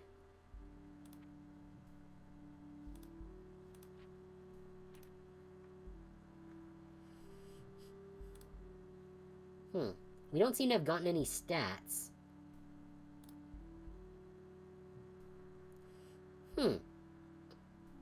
Weird. And it didn't get rid of our monstrous trait either, so I'm not sure what that actually did. To the east of your forest lies a village of humans. You've often found yourself wondering what you would find if you simply kept traveling east. Today you've resolved to solve this mystery. With a pact, you depart, well prepared for a day trip. A thoroughly trodden path guides you easily to the village, a route you're familiar with. Once you get beyond the far edge of the village is when the anticipation begins to build. The more you think about it, anything could be out there, and soon you'll see what it is. Your journey is long, well, as long as a day trip can be, you suppose. But after what feels like hours of walking through gently sloping valleys and hills, you begin to notice structures. Oh, we got an achievement for unlocking... Oh, no, okay, so I think that's giving me progress on unlocking the music. So we did unlock a new track, though. Though they are aged, you recognize large monoliths that appear to have once been some kind of stone wall. Perhaps defensive fortifications? As you walk further, you find buildings as well, though you suspect it has been a very long while since anything human has lived in them. Nature, however, seems to be doing her best to claim stake to the abandoned town. Large pine trees stand proudly, unmoved by the winter chill, and you even manage to spot several animals you have only rarely seen previously. While exploring, you happen to notice a few different tasty-looking plants. Perhaps you'll take advantage of this and do some foraging while you're out. Harvest roots, trap some critters, pluck evergreen needles. Look for nuts and seeds.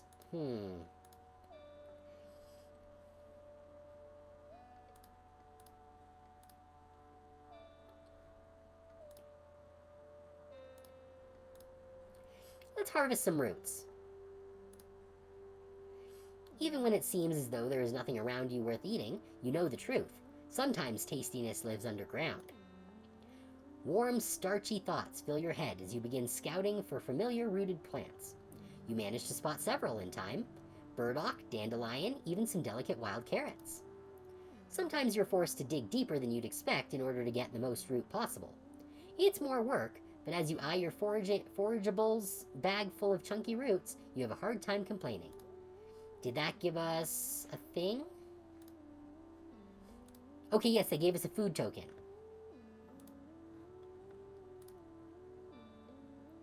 With dinner procured, and then some, you decide that it is time to say goodbye to this strange little abandoned town for now, and begin the long trek home. Perhaps someday you shall return. As you take an evening stroll through the nearby woods, you happen to overhear something of a loud commotion. When you approach the noise, you're able to see the situation more clearly. 2 teenage miscreants seem to be harassing a child. Try to help solve it diplomatically. We don't have a lot of humanity, so we don't have much chance with that. I don't want others in my forest. Get them all out of here. Give the teens a scare. Or leave them to their own devices. No. Okay, I don't trust how much humanity we have, so I'm gonna do another save here so that we can re-roll if we have to. Try solve it diplomatically. Seeing the larger children pick on the smaller child strikes you as an injustice. Without any delay, you step through the bush until you're close enough to speak to the group. You gently yet firmly explain to them that it is wrong to treat others with cruelty, especially young children. You also make sure to mention that even you, a random forest mushroom girl, knows this. The teens mainly appear to be embarrassed that they were caught.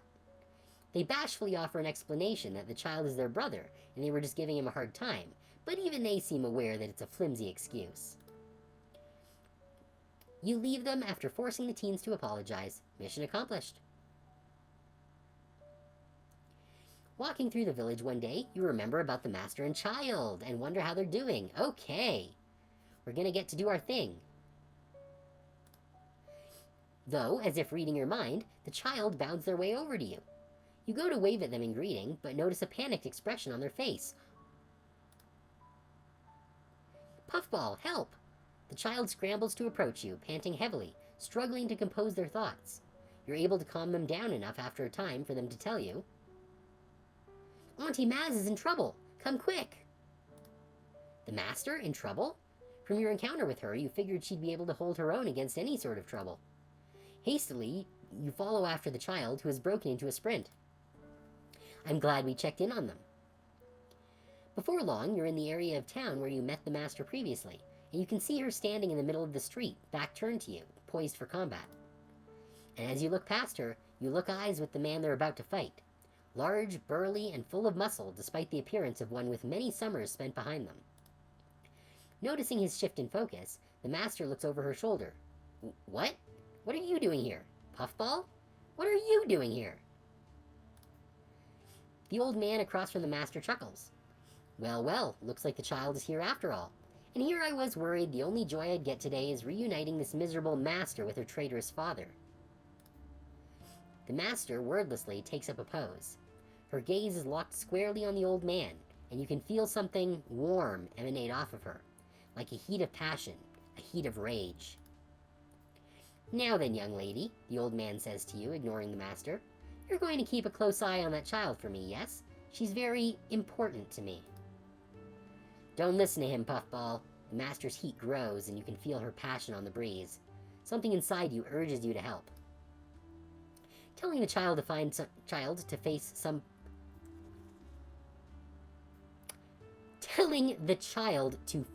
someplace safe to hide, you step up beside the master.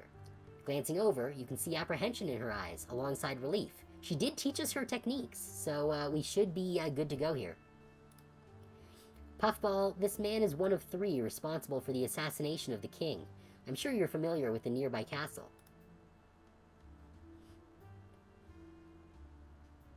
Wait, this is the only option we have? I guess we must have not gotten an event that we need in order to learn about the castle. Oh, I thought that was just for decoration. The master and the old man exchange a bewildered expression. Yeah, well, that assassination got pinned on another. A pitiful man who was tried, convicted, and executed based on the words of the three traitors themselves. You know what the only thing in the world that man left behind was? You shrug, unsure. A daughter. Taking off in a sprint, the master leaps in the air, crashing down with her fist. The old man simply steps back, crosses his wrists, blocking the entire force of the master's blow. You stand firm, Yuri stands firm, wrists crossed. Okay. Yuri, Tortoise of the North. I don't know what INV is.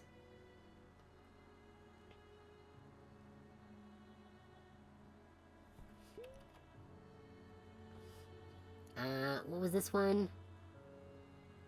Oh, that was the kids. Yeah, we can save over this. I want to see what inv does. Oh, inventory. Okay. Okay, so we don't actually have any inventory items that we can use. Alright, that's fine. Attack, I guess. Attack normally. Ethos of the Tortoise. Ethos of the Tiger. Ethos of the Phoenix. Okay. Well, if he's standing with wrists crossed like that, I don't think Ethos of the Phoenix will do any good, because that's something that brings us back from the brink. Tiger is our attack. Tortoise is defending, but he's defending as well, so there's no point doing that. Let's use Tiger attack. You prepare yourself for the attack to come, cunning as the tiger. The master delivers a devastating blow against Yuri. Yuri readies an attack of their own, and strikes you with their powerful fist. But the cunning of the tiger negates any incoming damage with a fist to the liver. Wait, what? I thought, the tiger attack was an attacking move. I didn't think it was a defensive move.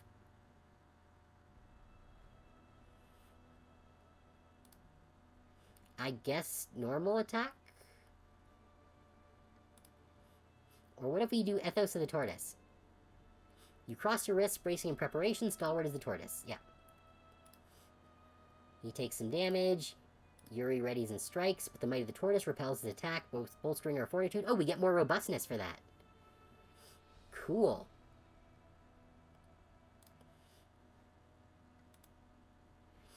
Oh, so we only have attack normally and use the Phoenix now. So let's just attack normally, I guess. You slice at the enemy with your trusty knife. Being battle-tested helps you understand how best to deal damage. The master delivers a devastating blow of their own. Yuri readies his own attack and strikes me. So we took 10 from that. Okay, the pain makes you dizzy for but a moment. Alright, so Phoenix is our last option, but we don't want to use that until we're low on health. So we're just going to keep wailing on him. Good. The master does a bunch of damage too. Yuri readies their own attack and appears to charge up for a powerful attack. Oh! So I should have been holding on to those techniques until he did this. Okay, that's my mistake. Well, that's fine. Slice with your knife. Good. Master does more damage. Yuri releases a barrage of bone-breaking blows at blinding speed. Okay, we took 14 instead of 10 that time. Alright, continue to attack with our knife.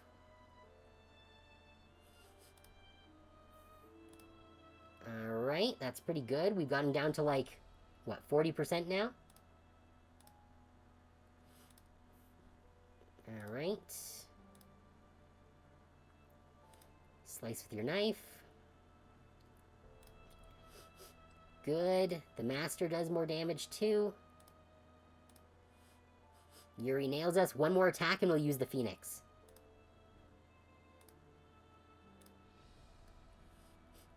Okay, we slice with our knife.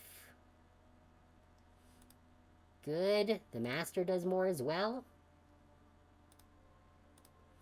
Yeah, we take the 10.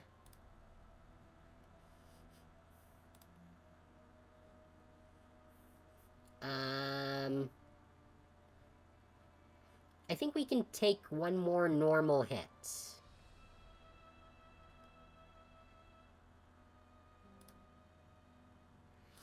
we take one more shot.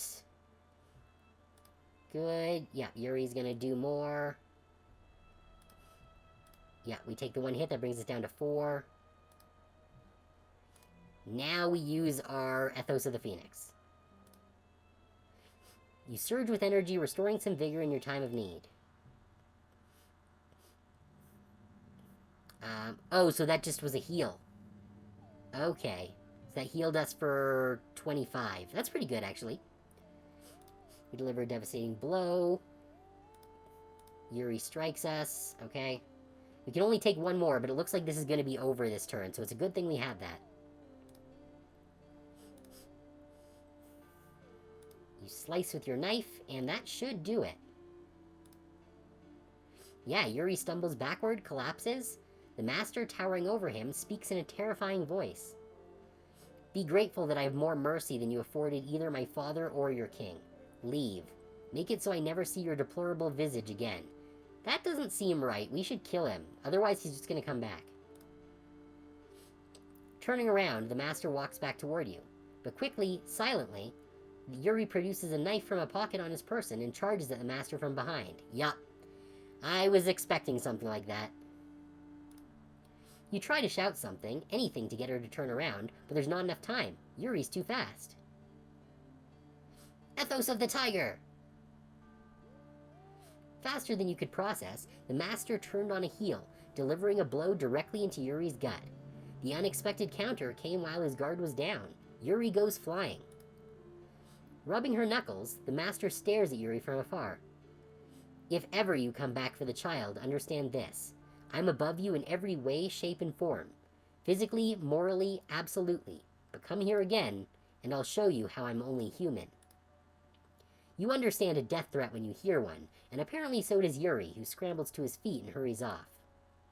Once he's well and truly gone, the Master turns back toward you and as the child comes out of hiding. Thank you, Puffball, for your help and for your inspiration. Inspiration? You ask her what she means by that. You've inspired me through watching you fight. You helped me best the Tortoise of the North. I suppose that title now belongs to you. You feel honored to have a new fancy title that you'll in no way rub in people's faces from time to time. Alright, we're the Tortoise of the North now. Sticking around for a spell, you become more than just friends with the Master. You become allies. And you're sure to let her know. If ever she needs your help, you'll be there to serve a mean knuckle sandwich. Ending? Oh, we got the Tortoise of the North ending. Cool, we got a new ending. First things first, let's measure what her life was worth. New music bonus, cool. New color bonus. Stat bonus. Oh, we're making our way towards achievements of raising X number of daughters. So we got mycelium, dampness, humanity, robustness. Not terrible. We got the Tortoise of the North ending. And a big jar of coins that I guess we can sell to the gnomes. First grown cordyceps. And we can get drippy spores. In total, that's a bunch of cool stuff. Okay.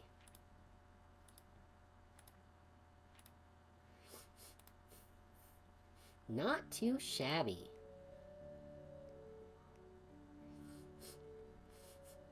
Oh, the garden progresses as we go through things. Okay, I understand.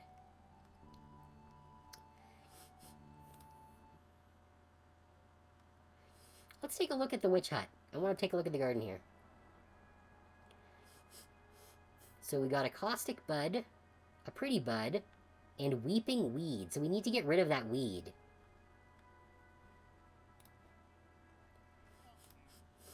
Gnome Depot! Give me a voucher.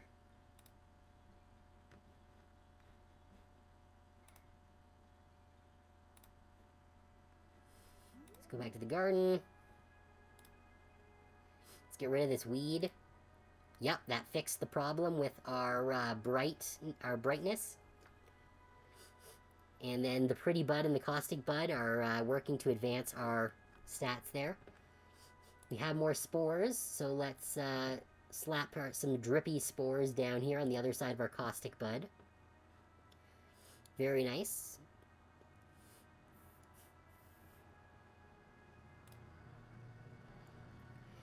Though I feel like I may be leaning into too many things. Let's do a few summons here. From the ether appears. Had to throw out all the goods I foraged in the last week, something clearly spoiled. I didn't exactly feel poisoned, but the other day I saw a baby flying around shooting wildlife.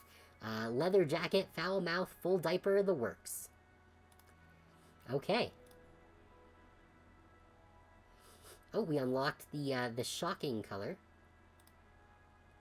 Oh, I like that. That's nice. And one more. Another field notes. I've had to take care near the creeks of late. Inconsistent bubbles on the water surface, shadows darting just beneath, gurgling noises beyond the tree line. Kappas, if it's like anything I've seen before. Nasty little gremlins. Fantastic when braised. Okay.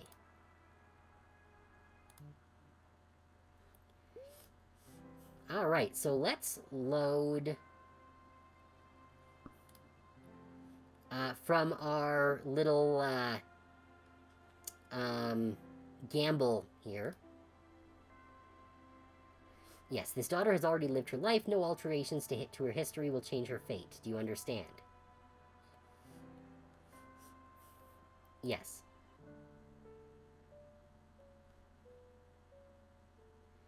Though that does make me curious what's going to happen here.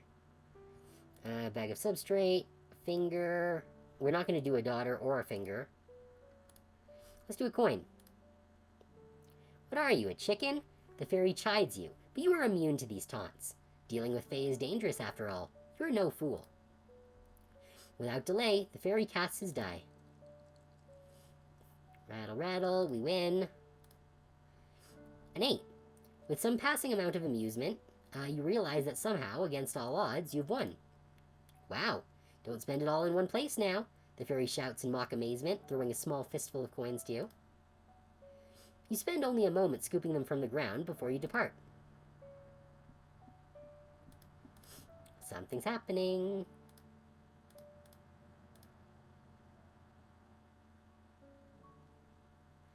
Yep, daughter's growing legs. Let's skip through here.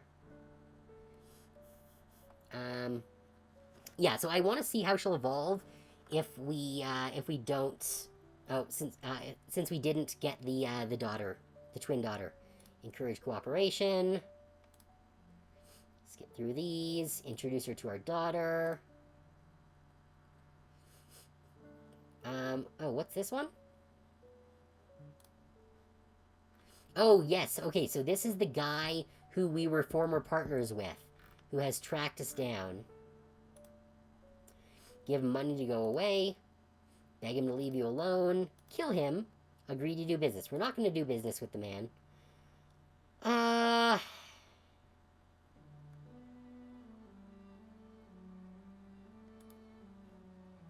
don't want to give him my money. Let's beg him to leave us alone. You're older now than you ever were before. Things that used to suit you no longer do.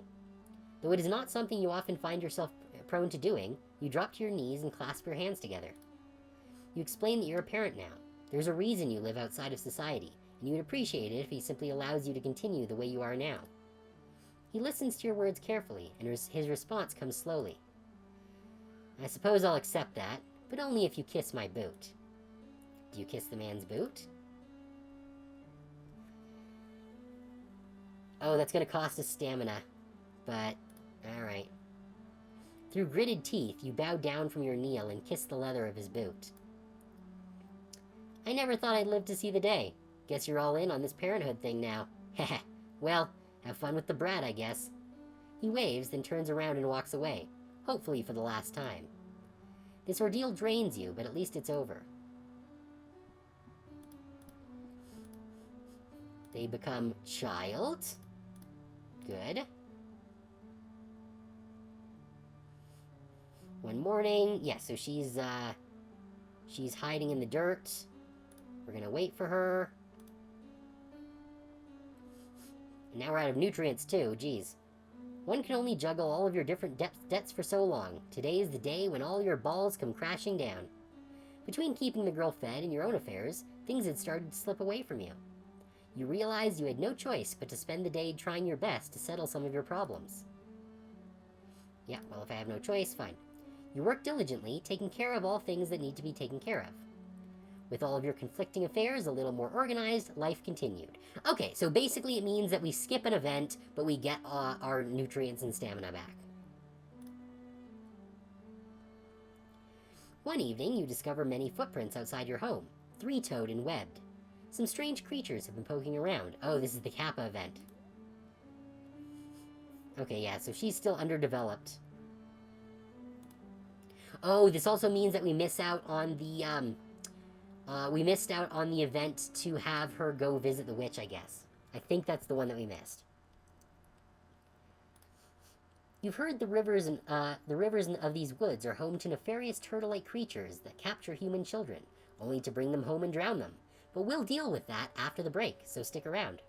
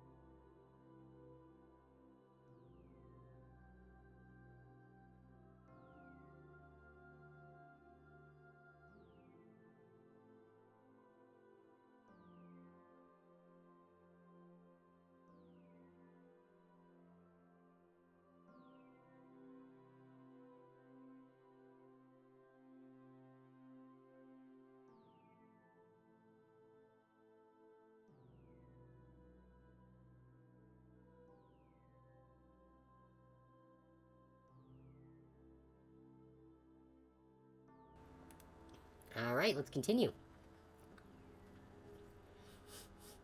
Okay.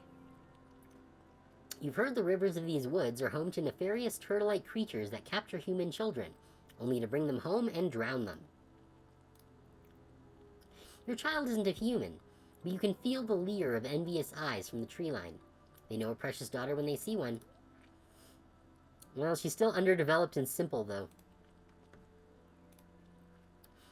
By the looks of the tracks, these ones are quite young. Perhaps you can do something to frighten them away from your home. We could stab them, get a magic ward, keep your daughter inside, stand guard until they stop, hunt one of them.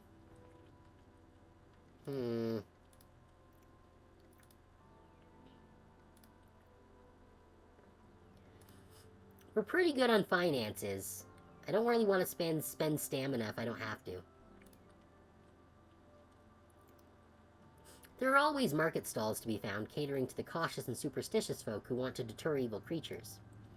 You head into town to procure some charms, irregular pearl beads strung through warded strings, and quickly go about hanging them around the tree line. The ward seems to work perfectly, as the footprints and beady-eyed glares cease. Your daughter is safe, for now. The decision being made, life continues. An end. One night, you find yourself struggling to sleep. Your mind wanders as you consider your current place in life. You've lived with peacefully with your daughter for many moons. Initially, it was strange. Well, it never stopped being strange, but you were always thankful for the company. Besides, the affection you felt for her was like any parent would feel toward their child. That was normal, at least. Your thoughts turned to the concept of time, particularly how you were once alone, and how you are afraid that you will be again someday. Your daughter has had more and more curiosities about the outside world. It's only a matter of time before she wants to strike her own path. Hey, Ray, thanks for coming. You hope you will be fulfilled now. You hope you've done enough. Ultimately, you find comfort in what you've done. You may have had many failures in your life, but there's one thing you know you can die proud of. Flavorful and uncertain. Interesting. Telling the recluse that you wanted to see more of the world wasn't an easy conversation. As they grew older, you worried about leaving them on their own. Thankfully, your concerns were unwarranted. They were happy that you had grown enough to want to move out. They even offered to help you build your own home close to theirs. You were welcome to visit any time, obviously. Faster than you would have anticipated, the two of you built your home together. They showed you all of the tricks they knew and made sure to impart as much knowledge as they possibly could. Finally, the day arrived. You were officially on your own. Oh, time for a stretch? Yeah, I could certainly use one. Let's...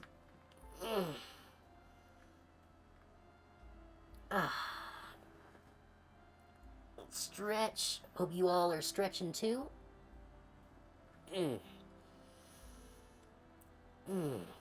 That's nice. Give my back and arms a nice stretch there. And hydrate. Let's take a quick drink.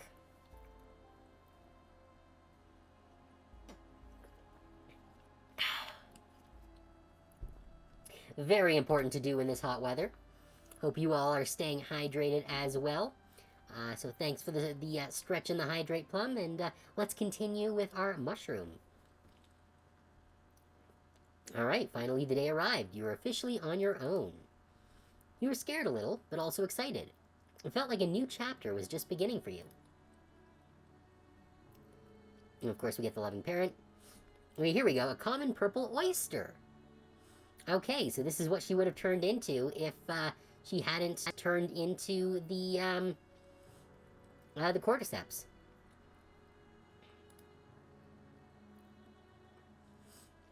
Despite some initial uncertainty, you find that your new home may even be nicer than the recluse's shack.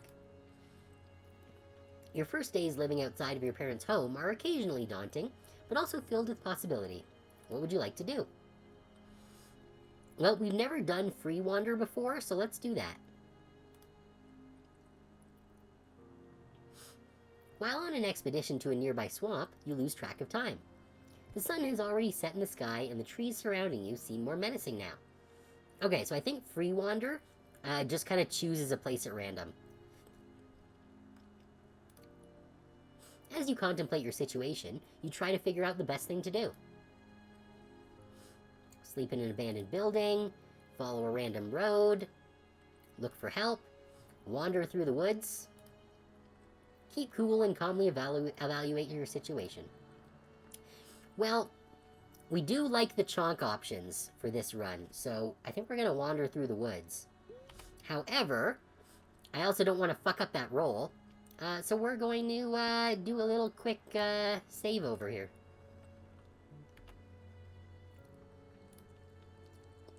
What do we get? That's not... Oh! 4 is a pass? Okay, I'll take it. I guess that it's not a 50-50 threshold. I guess there's different difficulties. You figure that you've lived in this area your whole life. You know you can wander at night without incident. And if anything were to give you trouble, you're strong enough to defend yourself. You hear a distant howl and move yourself quickly. Yes, definitely lucky. After a while of trying to figure out your way back, you finally spot a familiar path. You make it back without any further incident. Oh nice, we got more robustness and potency. Your bed feels the softest it has ever felt. While taking a stroll down the center of town, you catch the eye of a curious group of children. One of them lifts a finger to point at you and shouts, "Look, a big mushy!" Actually, I haven't looked at her statistics yet. Flavorful is you have a uniquely intense flavor all your own. And you're a little different every day, and that's a-okay with you. Let's see, what is this? Soma. Your body is made of a useful resource. You must be mindful to not give too much of yourself away. On use, it gives you a little snack for later, at least. Okay, interesting.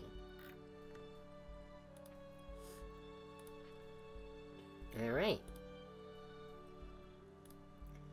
That's pretty rude, by all means. What do you want to do about this?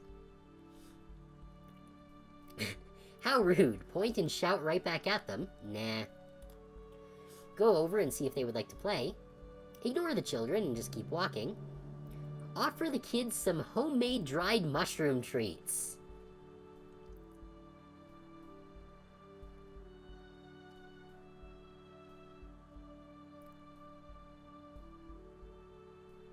Do we want to give the children shrooms? I'm kind of tempted to give the children shrooms. You know what? Fuck it. Let's give the children shrooms.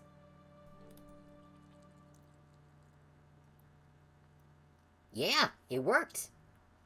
You've seen some of the local shops hand out goodies before, so you're sure no one would get mad at you for doing it too. Thankfully, you always keep some of your homemade treats on hand. They're useful for long hikes or hungry children.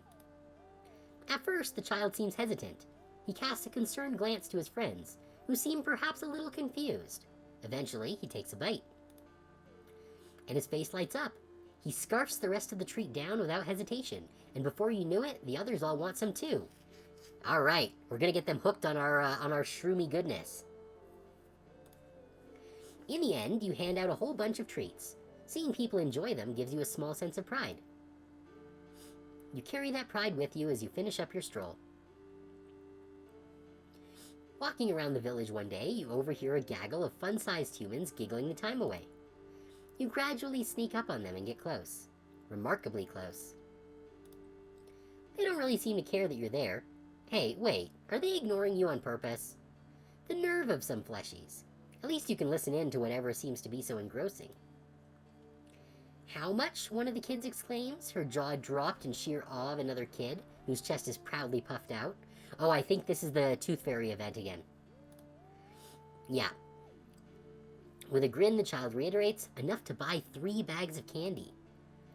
No fair, another child cries out. When I lost mine, all she brought me was enough for a hoop and stick. The other kids look at the child with pity. Hoop and stick was so last season. Well, anyway, the boastful kid continues, I have another one loose, so I can expect even more candy here soon. That's not fair. I want to lose a tooth. You're younger than me. What gives? It's probably because of all that candy, one of the kids said, getting met with only a shrug from the proud child as he snacked on his treats. Whatever. I'm gonna go home and pull my tooth out myself. And when you see me next, I'll have 4 bags of candy. The girl stormed off, determined to come into some coin of her own. Which is odd when you think about it. Do these kids get money for their teeth? Do they sell their other parts? You'd wonder briefly about the value of a kidney. When you hear one of the gremlins shout, be sure to put it under your pillow. Aha, you realize. There's a caveat. One must need a tooth and then store it under their pillow. And then... money? Last you checked, what you'd consider your teeth grow back after some time. This could prove to be a lucrative venture. At length, you arrive home and find yourself less certain about this than you were in the village. It's not like the fun-sized humans are known for their honesty. You pause a moment and think. One tooth won't kill you, go for it, or we can nope out. No, we're gonna do it. Because I am curious about the Tooth Fairy event, because we didn't actually complete it last time. We only got this first part, which is through here. Not wanting to put any more time in attempting to convince yourself otherwise, you reach up into your mouth and grab hold of what passes in your body as a tooth. Slowly, steadily, pressure builds as you pull, and then, yow! That hurts quite a bit. No matter what, your tooth won't come out. Your body is too tough to let it wrench free. Oh, I guess because we have too high robustness. You can always force it, but you're not sure that's such a great idea. Wrench it! Or cut your losses.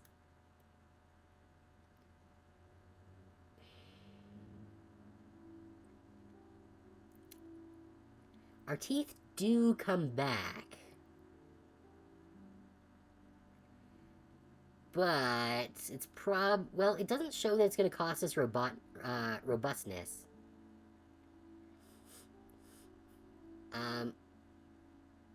I'm not sure what you mean by drench. This says wrench it. Like pull it out. You know what? Was there a typo? I don't think there was a typo. I think it's just the weird writing here. Yeah, that's a W. Let it wrench free.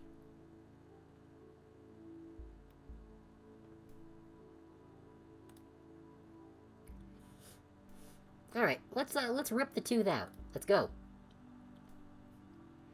At this point, you've sunk enough effort into it all that you may as well go for broke. Putting all your strength behind the attempt, you wrench one of your bony nodules and hear a distinct crack. The pain is blinding for a moment, but you find yourself presently staring down at a tooth in hand. Victorious... Oh, I think that may have affected our robustness a little bit, but we got a lot more potency out of that. Victorious, you are now in the possession of a detached tooth and are eager to see what comes with resting it under your pillow. You snap awake in the middle of the night, your first thought being of what lays beneath your pillow. But when you check, you find nothing, not even your tooth remains. So you's awake then, eh?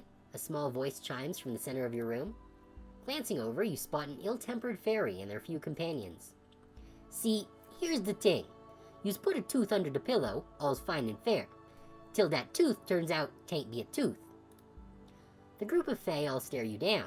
You suspect it's for the best to remain still and listen to the big palooka up front.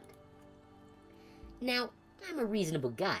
I clock in, I clock out, and I don't want no trouble no how. But the issue here, except the boss lady ain't too keen on these types of shenanigans. Now, I can see you's just an innocent mush lady, and so this ordeal can be overlooked this time. Unfortunately, we ain't able to give back the tooth of yours. Company practice, capiche? They grow back, or pretty sure it was wrong. No, yeah, that's okay, they grow back. Because we want the business card. Well, yes, that's how teeth work. At least once. You got your baby teeth and your adult teeth. No, they just grow back. They what? The fairy appears incredulous, and his companions volley fascinated whispers between themselves.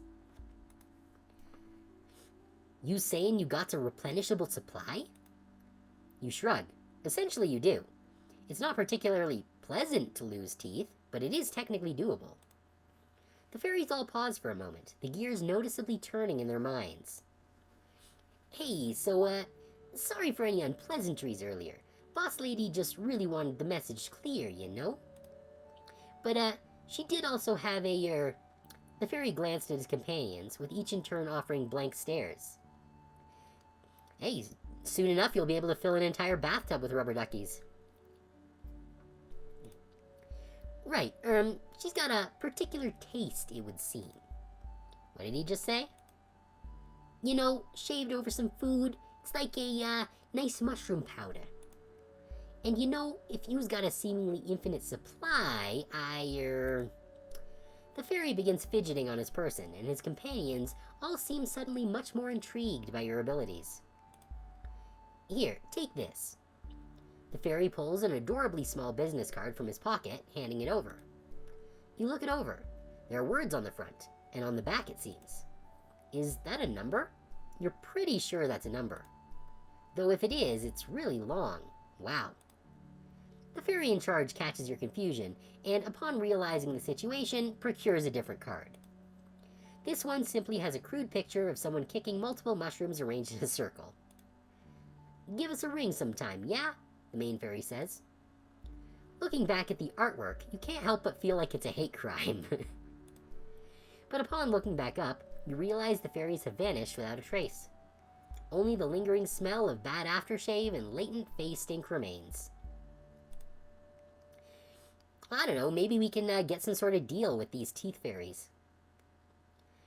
Unsatisfied with a lack of reward under your pillow, and annoyed by the usual fairy shenanigans, you attempt to go back to sleep.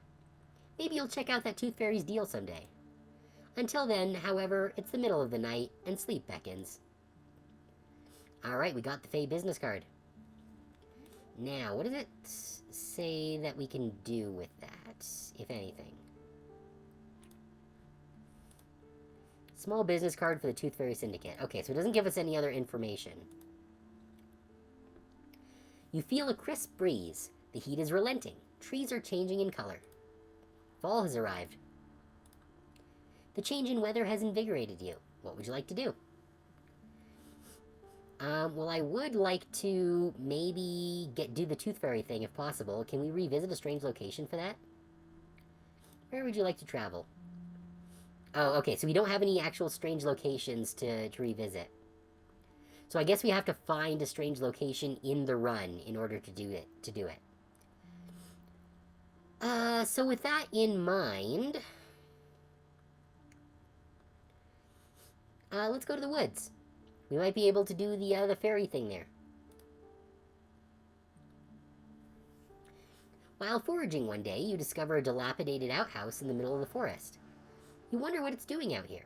After all, the surrounding area is all land that has clearly been abandoned for some time. Inspect. Use. Let's inspect it before we use this weird outhouse.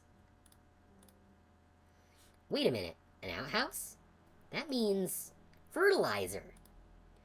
You burst into the outhouse without so much as a knock, and to your delight, find a bowl of wonderful fertilizer. Yeah, I guess if an outhouse is abandoned for long enough, then technically that's what you'd have. It's like those monkeys with the coffee beans, right? Oh, that she knows about.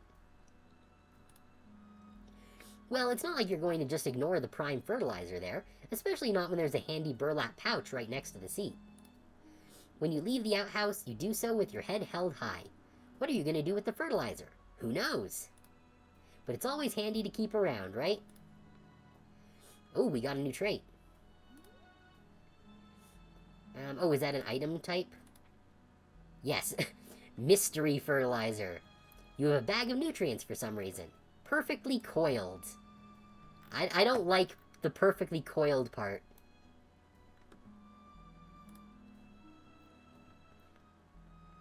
Walking through the fields between the forest and village one day, you notice a figure standing alone some distance away. Upon closer inspection, the figure belongs to that of a young lady. Her bulked and bronzed body showcases a lifelong lived toiling under the sun. And at this moment she appears stumped, rubbing her chin absent-mindedly as she mutters toward the ground. Humans sure are weird sometimes. Let's see if she needs help or carry on with her business. No, that's the coward option. We're gonna see if she needs help. Casually, you approach the puzzled human and ask her what's wrong. Oh, hey, you're a weird-looking piece of produce, but what do I know, apparently? This here plot of land, though you wouldn't know it by looking, is currently cultivating some magic beans. Magic beans? The lady's shoulders droop. Can't actually get them to grow, though. I went to this night market, you see, and this shady lady in an alley sold these seeds to me.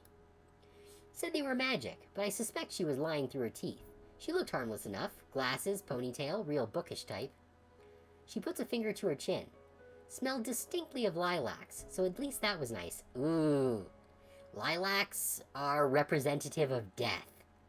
So that's not a good sign. We do have our night soil, though, so maybe we can use that here. But I think I got scammed. A sigh fills the air. She even gave me some story about these special beans being crossed with some freaky large plant beast from the jungle. Oh, maybe that's the one we punched. Think I got taken for a ride? Oh, for sure. I don't think so. You know what, let's be nice. We'll say, that maybe they are magic. No? Well, I don't suppose you have any advice on how to get these seeds to sprout then, do you? You think to yourself for a minute.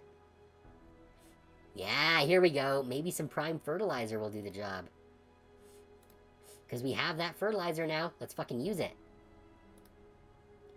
You think for a moment before pulling out your trusty pouch of poo. Your night soil. Let's go. The lady looks at you for a second, then to the poop, then gives a slight shrug. Sure, throw her on there. Without ceremony, you overturn the pouch and plop the contents down on the ground. The two of you stand there for a time, but before long the lady looks at you. I don't really know what we should have expected, really. As she speaks, down below on the ground, a little sprout eagerly bursts through its poopy ceiling. You can almost see the gears turning in her head. What was in that poop? This time you give a slight shrug. It's just poop, you figure. Alright, yeah, we lost our night soil. But that's fine, that means we're not carrying around a bag of shit anymore. Bewildered, the lady gives you her heartfelt thanks. By the way, what was your name? I never introduced myself. I'm Jack. Alright. Now we've got a new jacked woman friend. We seem to be meeting a lot of incredibly buff women, and I'm not against it. You introduce yourself as Puffball, and notice Jack takes the effort to remember it before seeing you off. As you return to your business for the day, you can't help but wonder just how big that plant might get one day. One day, while walking through the village, you spot an oddity. You usually do when humans are involved. Specifically, you see a gaggle of children surrounding a strange wooden booth, decorated with bright colors and illustrations of flowers. There's what appears to be a window in the middle, but the view is blocked by closed curtains. How peculiar. Oh, we're running out of robustness for some reason. Let's wait with the children. All of these little people seem to be eagerly anticipating something. You get the feeling that if you just wait around a little, you'll get to witness it too. After a few minutes of sitting on the ground, you hear a woman's voice call out from within the booth. Hey kids, today's story is Little Fay, but I've forgotten some words, so I can't tell it without your help. The children surrounding you cheer with great enthusiasm, and the curtain finally parts. Little Fay fly, Little Fay gleam, Little Fay dances at a discotheque. No, we're gonna do this properly. On a moonbeam. Little Fay float, Little Fay spy, Little Fay crashes at a fatal speed. No. Into a fresh-baked pie, I assume is the correct one. Yep. Little Fay sing, Little Fay shout, Little Fay gets caught, and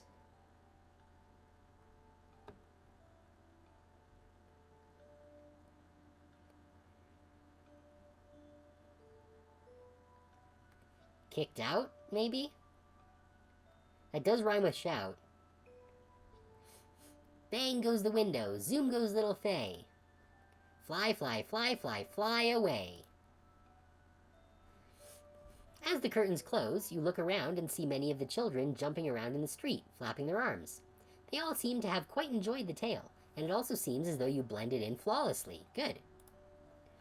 Come back tomorrow for another story. Thanks for being such good helpers. Oh, and we got more mycelium and humanity. Good. You leave feeling a little lighter on your feet. What a fun show. A chilling breeze greets you one morning, heralding the approach of winter. With the end of the year approaching, you find yourself considering your aspirations. You'll want to accomplish something significant, you decide. Something you'll remember.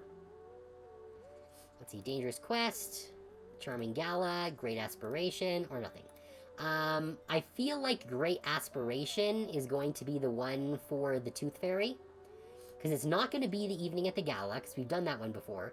And dangerous quest seems to be for if we're doing Maz's route. So let's pursue a great aspiration. There is something that you wanted to accomplish, actually. You need some great achievement to end the year on a high point. Yes, here we go. Take the Tooth Syndicate up on their offer. Remembering the business card invitation you received by your magical intruder, you decide to humor them. Plus, who knows what they have to offer? It's at least worth investigating. Plus, the boss sounded a bit interested in you. You decide you'll go when the time is right. After all, the last tooth you used has only just barely grown back. The chill in the air has invigorated you. What would you like to do today? Well, I kind of want more robustness, to be perfectly honest.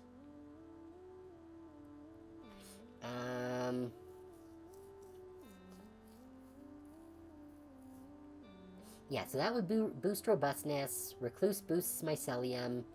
Strange location, we don't have anything, and then these could be anything.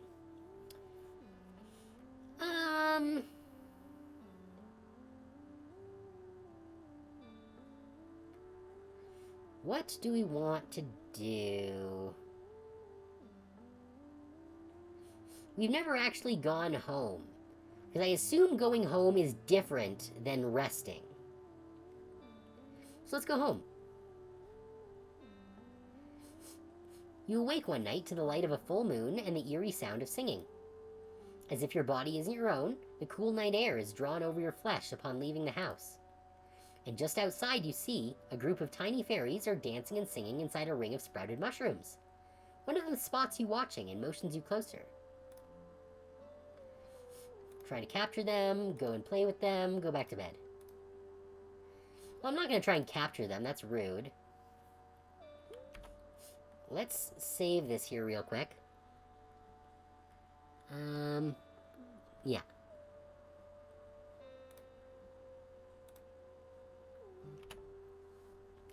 Let's play with the fairies. What do we get? Success! As you approach, the fairies begin to dance around you. Some sing, and others tug at your wrist. You feel compelled to follow them. But as enchanting as it is, you begin to notice your home growing ever further away, and some fairies have grown shifty, giggling conspicuously. It's obviously a trap, but before the tricksters can get the better of you, you turn and run back home, the sound of bickering fairies behind you. Yup, fairies are troublesome. Oh, we got more potency, though. And we got a little less dampness. That's nice. Thankfully, you're able to get home safely, a little too magical of an adventure behind you.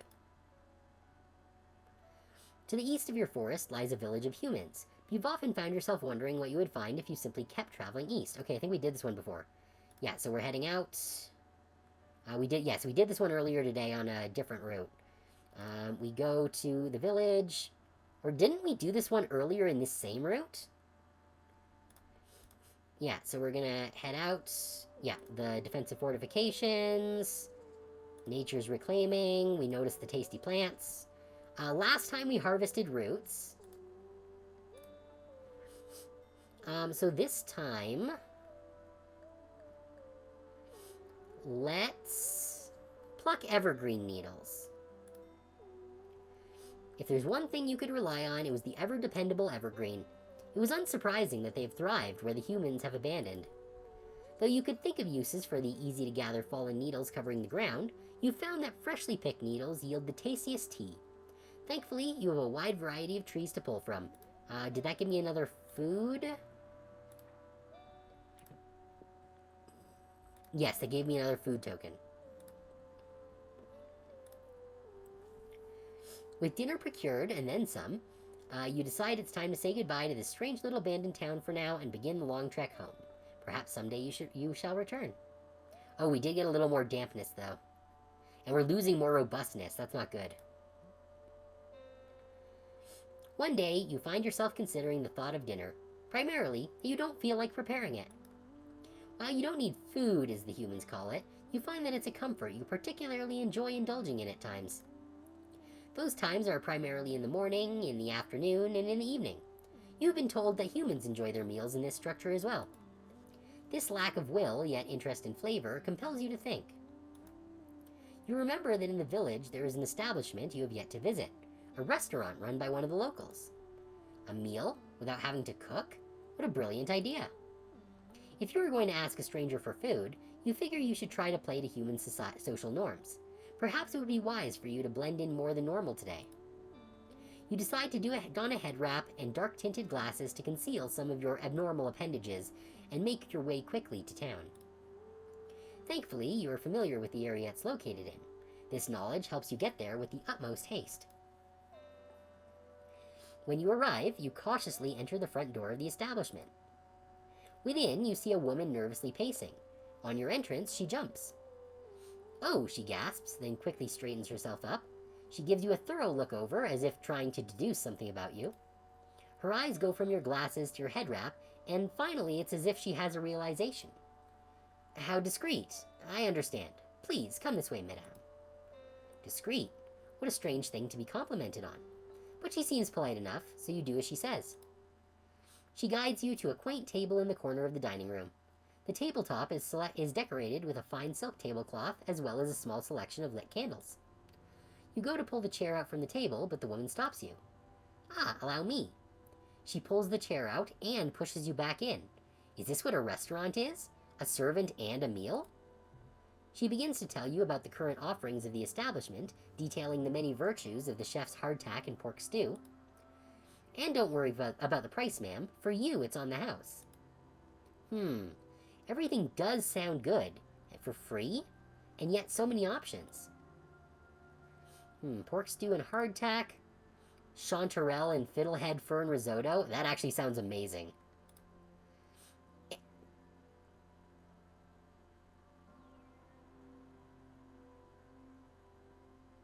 How fucking dare!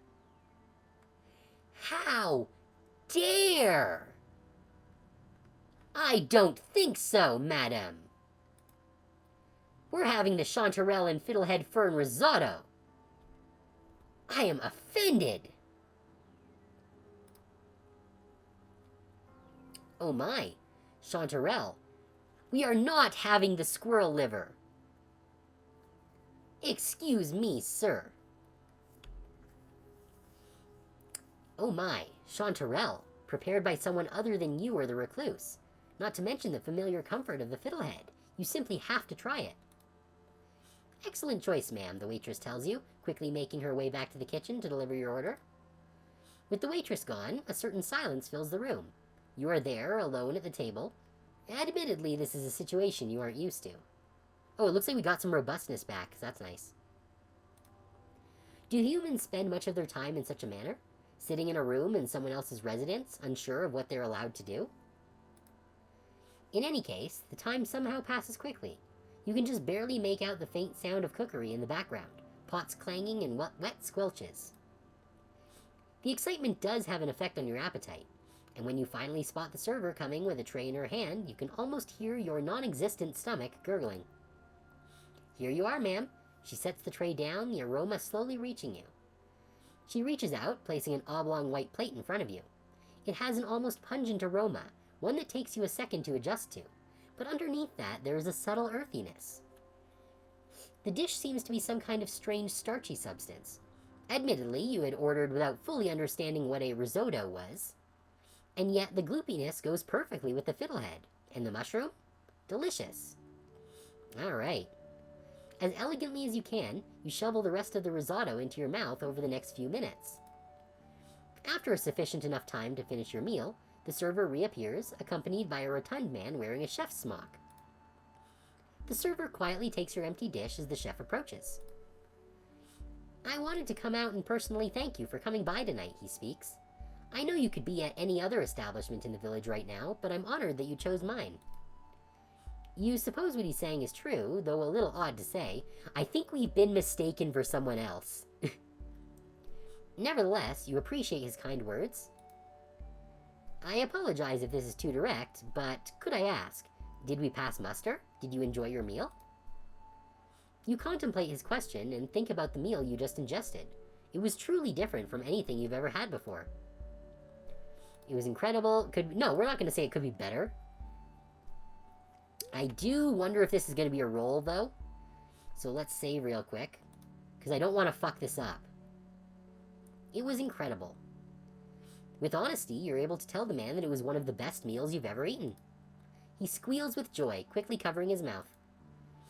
Oh, thank you. This will be so good for business. Please, come again any time. He forcibly shakes your hand and leaves in a giddy rush. Finally, with the whole ordeal done, you stand to leave. You were told the meal was free, and everyone seems to be gone, so you suppose that's your cue. As you walk out the entryway, your shoulder accidentally collides with something. You look over, seeing a strange, hunched woman. She's wearing a pair of dark glasses and a wrap around her head. Here we go. In her hands, she holds a scrap of parchment paper with writings on it, as if she is some manner of writer. You express a rushed apology and leave the restaurant at once. Yeah, I think our character has realized that there has been a confusion. I was kind of expecting that we were going to gain some robustness from that, but I guess not.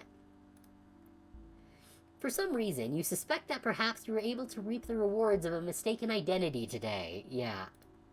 And you sure had fun doing it. You awake in the middling hours of a mild winter morning. The solace of solitude is disrupted only by latent birdsong carrying on the gentle wind. But try as you might, you're unable to shake the memory of the elusive tooth fairy and her goons. You've kept the business card handed to you that night beside your bed. Grabbing it, you look over it carefully. You look it over. There are words on the front and on the back. It has a crude picture of someone kicking multiple mushrooms arranged in a circle. Give us a ring, you recall the main fairy saying. Looking back at the artwork, you still feel like it's a hate crime, but regardless. As the gears in your mushy brain grind, you come to a realization. Surely it can't be that on the nose. Walking outside, it doesn't take long before you set upon a small patch of mushrooms arranged in a circle. From what you've heard, these patches are quite popular among Fey folk. And, well, the card does show to commit heinous acts of what you can only assume to equate to property damage, and yet... Kick, kick, snip, snap, bippity-bap. Before you know it, the stench of cheap fragrance and cured meats envelops you. And an angry voice calls out, "Hey, what you doing to my... Oh, it's you!" Before you can even stammer out a greeting, a warm, soft, encompassing aura envelops you and whisks you away. When your senses return to you, you find yourself in an ethereal place. It's less chaos incarnate and more abstracted normalcy, as your brain tries to make heads or tails of the geometry.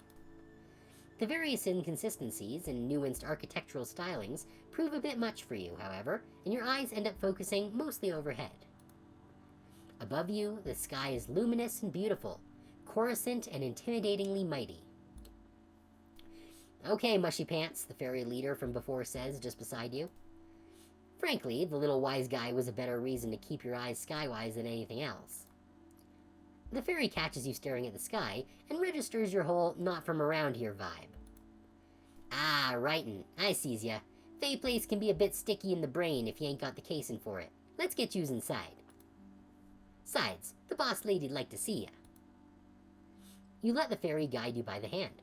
It seems that even the laws of gravity are mutable in this place.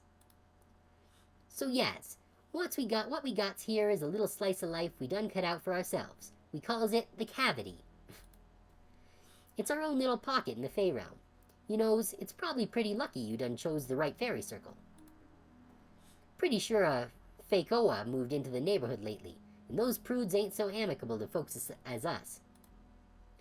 He pauses for a moment, realization washing over him like gravy on a steak sandwich. Really makes you wonder who the true syndicate is sometimes. He seems caught up in his own world, grumbling to himself as he guides you across the area. Grumble, grumble. Protection money's one thing, but those fees. And it's my grass anyway. I should get to choose its length. Oh, he's got a fucking HOA.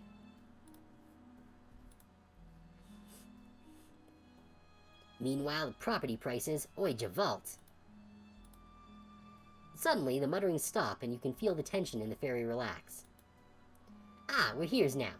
Come on and step inside. It's a lot prettier in here. You open your eyes, shocked to find yourself in a beautiful mansion. Like the stylings? Taken from the architectural taste of an old friend of the boss.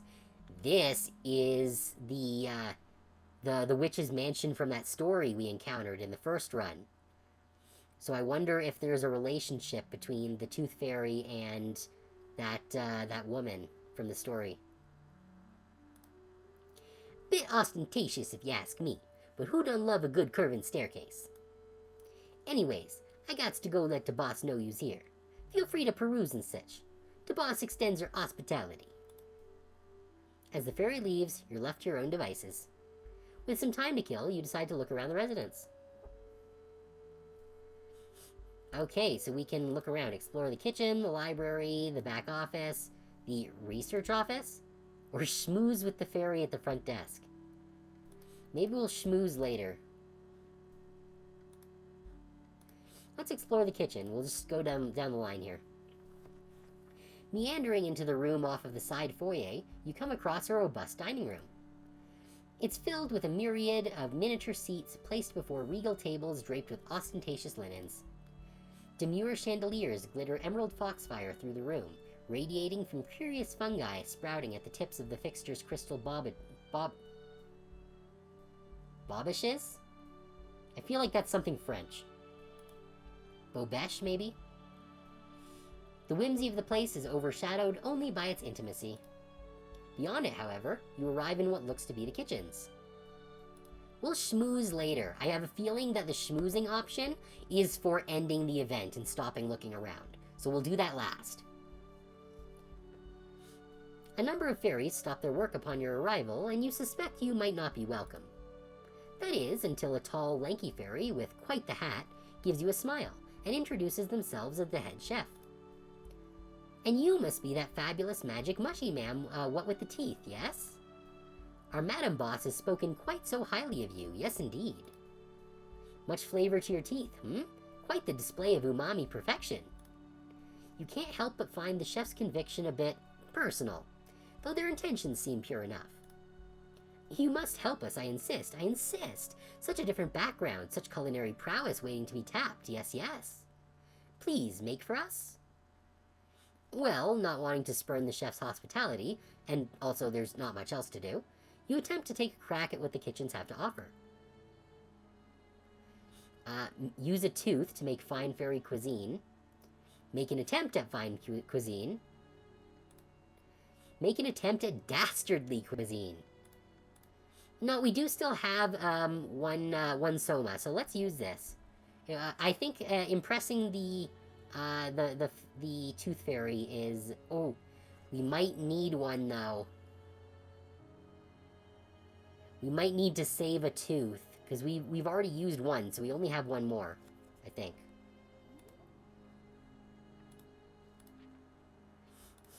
Yeah, we only have one soma, so we might want to hold on to that for actually meeting the tooth fairy. We can throw some money at this, though. Oh, food. We can throw food at this. Perfect. That's going to be much better. Let's do a quick save here.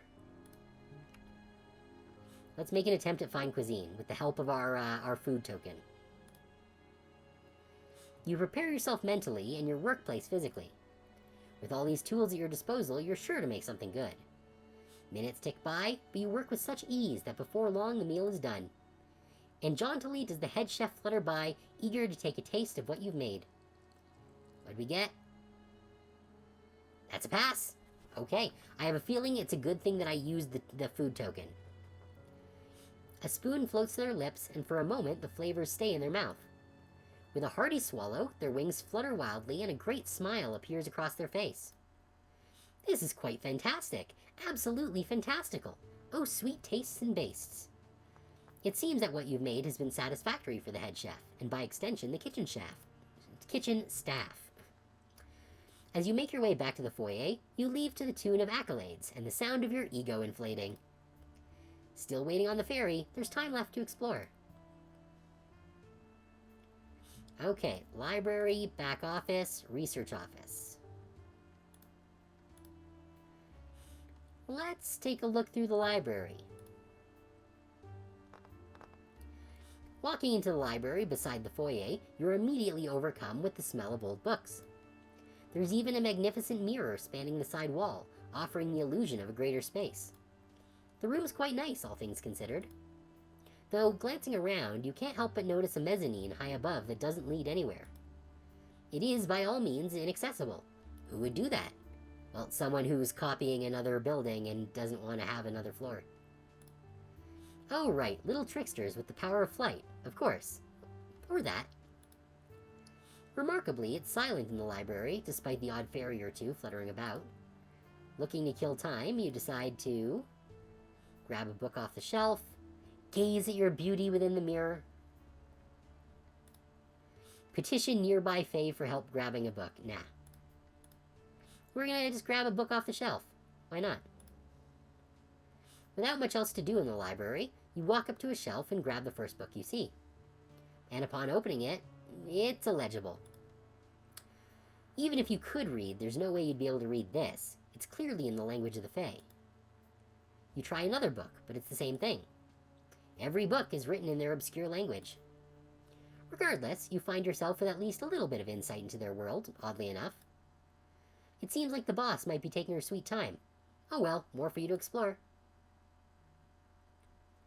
Okay, the back office or the research office.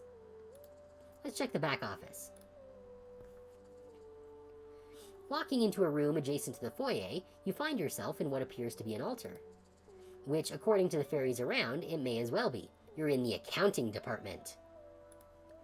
Never has there been a more dreaded dive of drum and flippancy. One must be lawless. At least when dealing with such geeks. Check the backroom stock, cheer up the workers, encourage the dreadful working conditions. You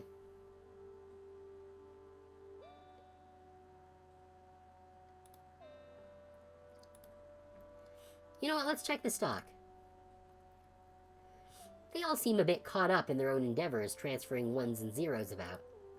Though you catch a few tidbits of conversation asking about stock in the back. Nobody's able to break away from their workstations to go check, so you volunteer. You're met with a few quizzical expressions, but the majority seem relieved and point you in the proper direction. What do we get? Fuck!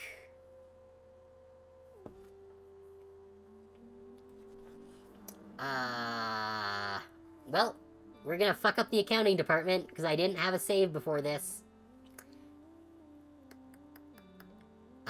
Okay. Let's see what happens. Inside the storeroom, you realize there is a ton of inventory lining the walls. You try moving some boxes out of the way of others. Since the room is organized well enough, you just have to crash. Uh-oh. Leaving that problem for whoever else walks in there next, you return to the accounting department. As you rattle off the stock that you're making up in your head as you go along, the faces in the room begin to sour. It's clear that they aren't buying what you're selling. Nevertheless, they thank you for your time and tell you to make sure the door doesn't hit you on the way out. A timid messenger lets you know that the boss will just be a little longer. Guess you can explore some more, yeah. Alright, so, we have successfully fucked up the accounting office. I think that's a job well done. Let's explore the research office. Walking down a hallway, you come across a room leading into what is known as the research department. You're not sure what use the Tooth Fairy and her cronies could have for researching, but it wouldn't hurt to check out. Inside, you see several diagrams lining the walls, and multiple fairies hunched over in research. Human research by the looks of it. And not very good research either. Help the fairies understand the human condition, wax rhetoric on the weaknesses of human physiology, lament on the darkest characteristics of humanity. Nah. Let's try helping the fairies. We don't want dampness, so... Yeah, we could use some more humanity. I think that these numbers might affect what our win-loss roll is.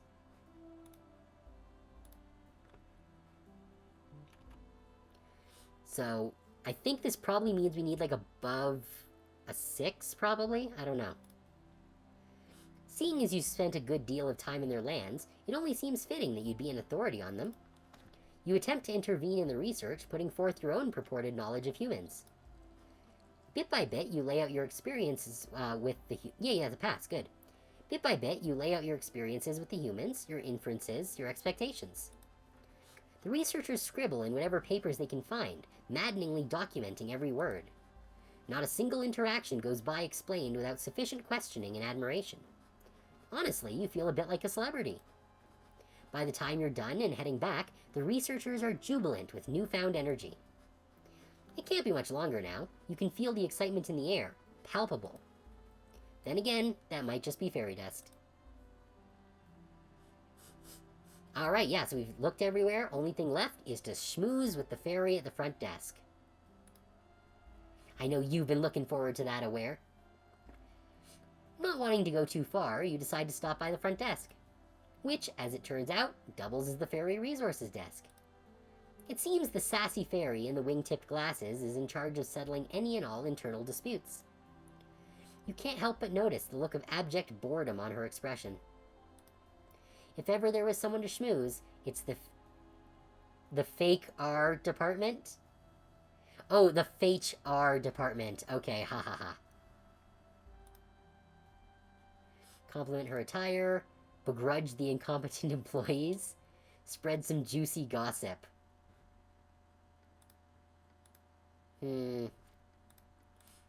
She sounds like the kind of person who would appreciate some gossip, but she's also HR, so that could get us in trouble. Let's go safe. Let's just compliment her attire. We don't want to cause an HR incident. What do we get? Okay, that's a pass. Good. You make some light idle chit-chat and eventually compliment the fairy on her lovely glasses. She seems to take the words well and returns the sentiment, citing your various striking features. It seems a strong camaraderie has been made right out of the gate, though her time is limited and she can't stay talking for long. So at length, you turn back to the main part of the foyer. As you wait, the boss's head henchman comes down the stairs. Alright, the boss is good to see yez. Follow me. Turning around, the fairy travels back up the stairs, with you not far behind. Yeah, sorry, Aware. If she was not the HR department, then I would have gone with gossip. But, generally, you don't want to be spreading gossip to the head of HR. Especially if you don't know them. Hope it didn't keep yous waiting too long. The boss is a pretty important lady. Real busy sometimes. But hey, you's gotta have a look round, eh? Opening a door at the end of the hall, the fairy gestures. Right this way. Beyond, into a large bedroom, you spot her. Excuse me. The Tooth Fairy. And behind her sunken eyes, she sees you, and you feel fear. Every portion of her gargantuan body is amassed in teeth, and even as you enter, you witness the addition of another. Shoved into her flesh, grafted onto her very being, from foot to head she is comprised of thousands of teeth. You have made yourself known, she says, and you realize her maw is empty, devoid of her own teeth.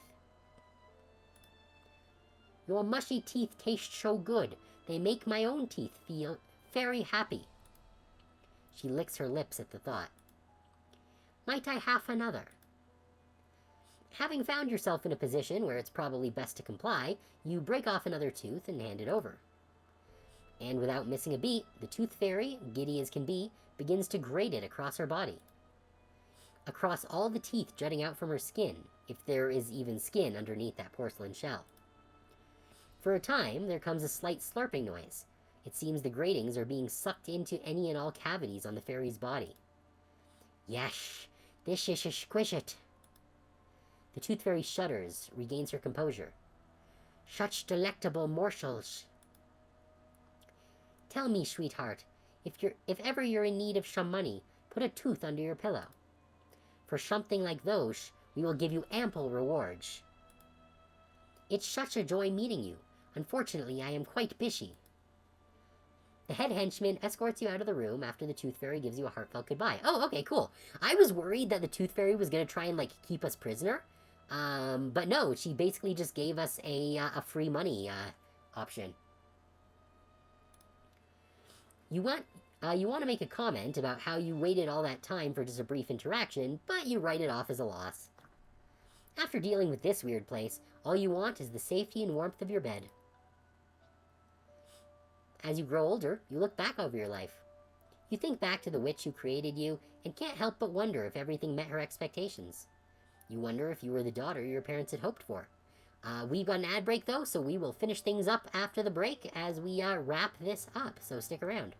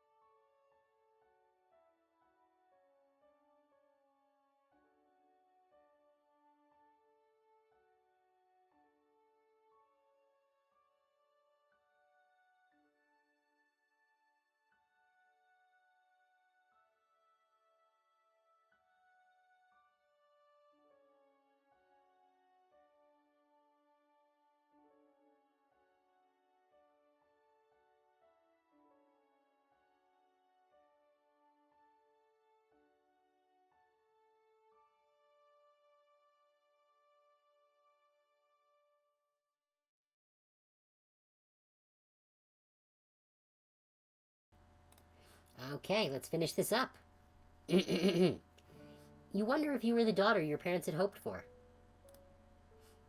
Oh, so we just got after all this time again. Measure what your life's worth. Purple. Oh, so this does count as a separate daughter. Good. I was wondering if it was going to count it or not. We did not get any miscellaneous achievements, though. I was hoping that we'd get an achievement for doing things with the Tooth Fairy. Yeah, and so we just get a regular jar of coins.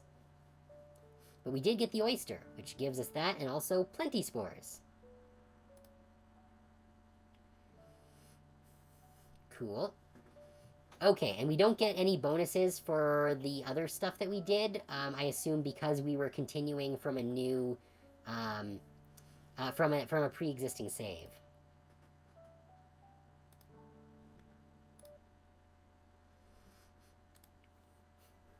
Okay.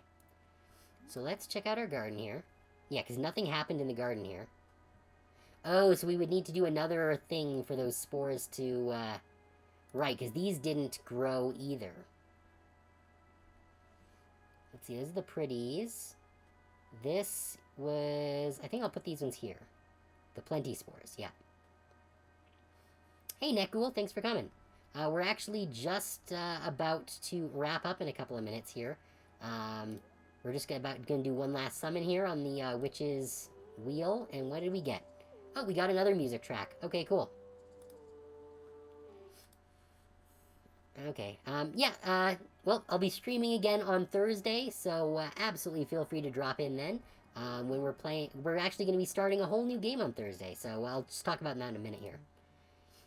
So yeah, we're gonna call it there for the night now that we have finished this up. I'm not sure if I will do more Mushroom Musume next week. Probably not, because I do get the impression that as we go through more routes, we will end up seeing a lot of the same events. So I don't think that we're going to do Mushroom Musume again next week, which means that I will need to choose a new game. So if you have any recommendations, you can absolutely drop those over in the Discord server. There's a request channel over there where you can request games, any redeems you might want to see added, or just anything you think would improve the stream. So if you have any suggestions for next Tuesday, feel free to drop it there. I do generally use Tuesdays for shorter games, since I do have longer games on my other streaming days, so just keep that in mind. Yeah, hope you guys all enjoyed the stream. Thursday, we're going to be getting started on Digimon Story Cyber Sleuth, which I've had for quite a while, but just never gotten around to properly playing through. So I did want to get to that before the new Digimon game comes out in October. So we'll be playing through Cyber Sleuth there for the foreseeable future Thursdays. And then on Friday, we're continuing with Pathfinder Wrath of the Righteous. So lots of good stuff there. Definitely check it out if that's of interest to you. Yeah, hope that you guys enjoyed. For anyone in Canada, have a very happy Canada Day night. Although I guess it is now July 2nd over here, so it's no longer Canada Day. Hope that you all enjoyed. And I'll see you guys on Thursday for some Digimon. So thank you all for coming. Always appreciate you guys being here. And I'll see you guys later. Rest well.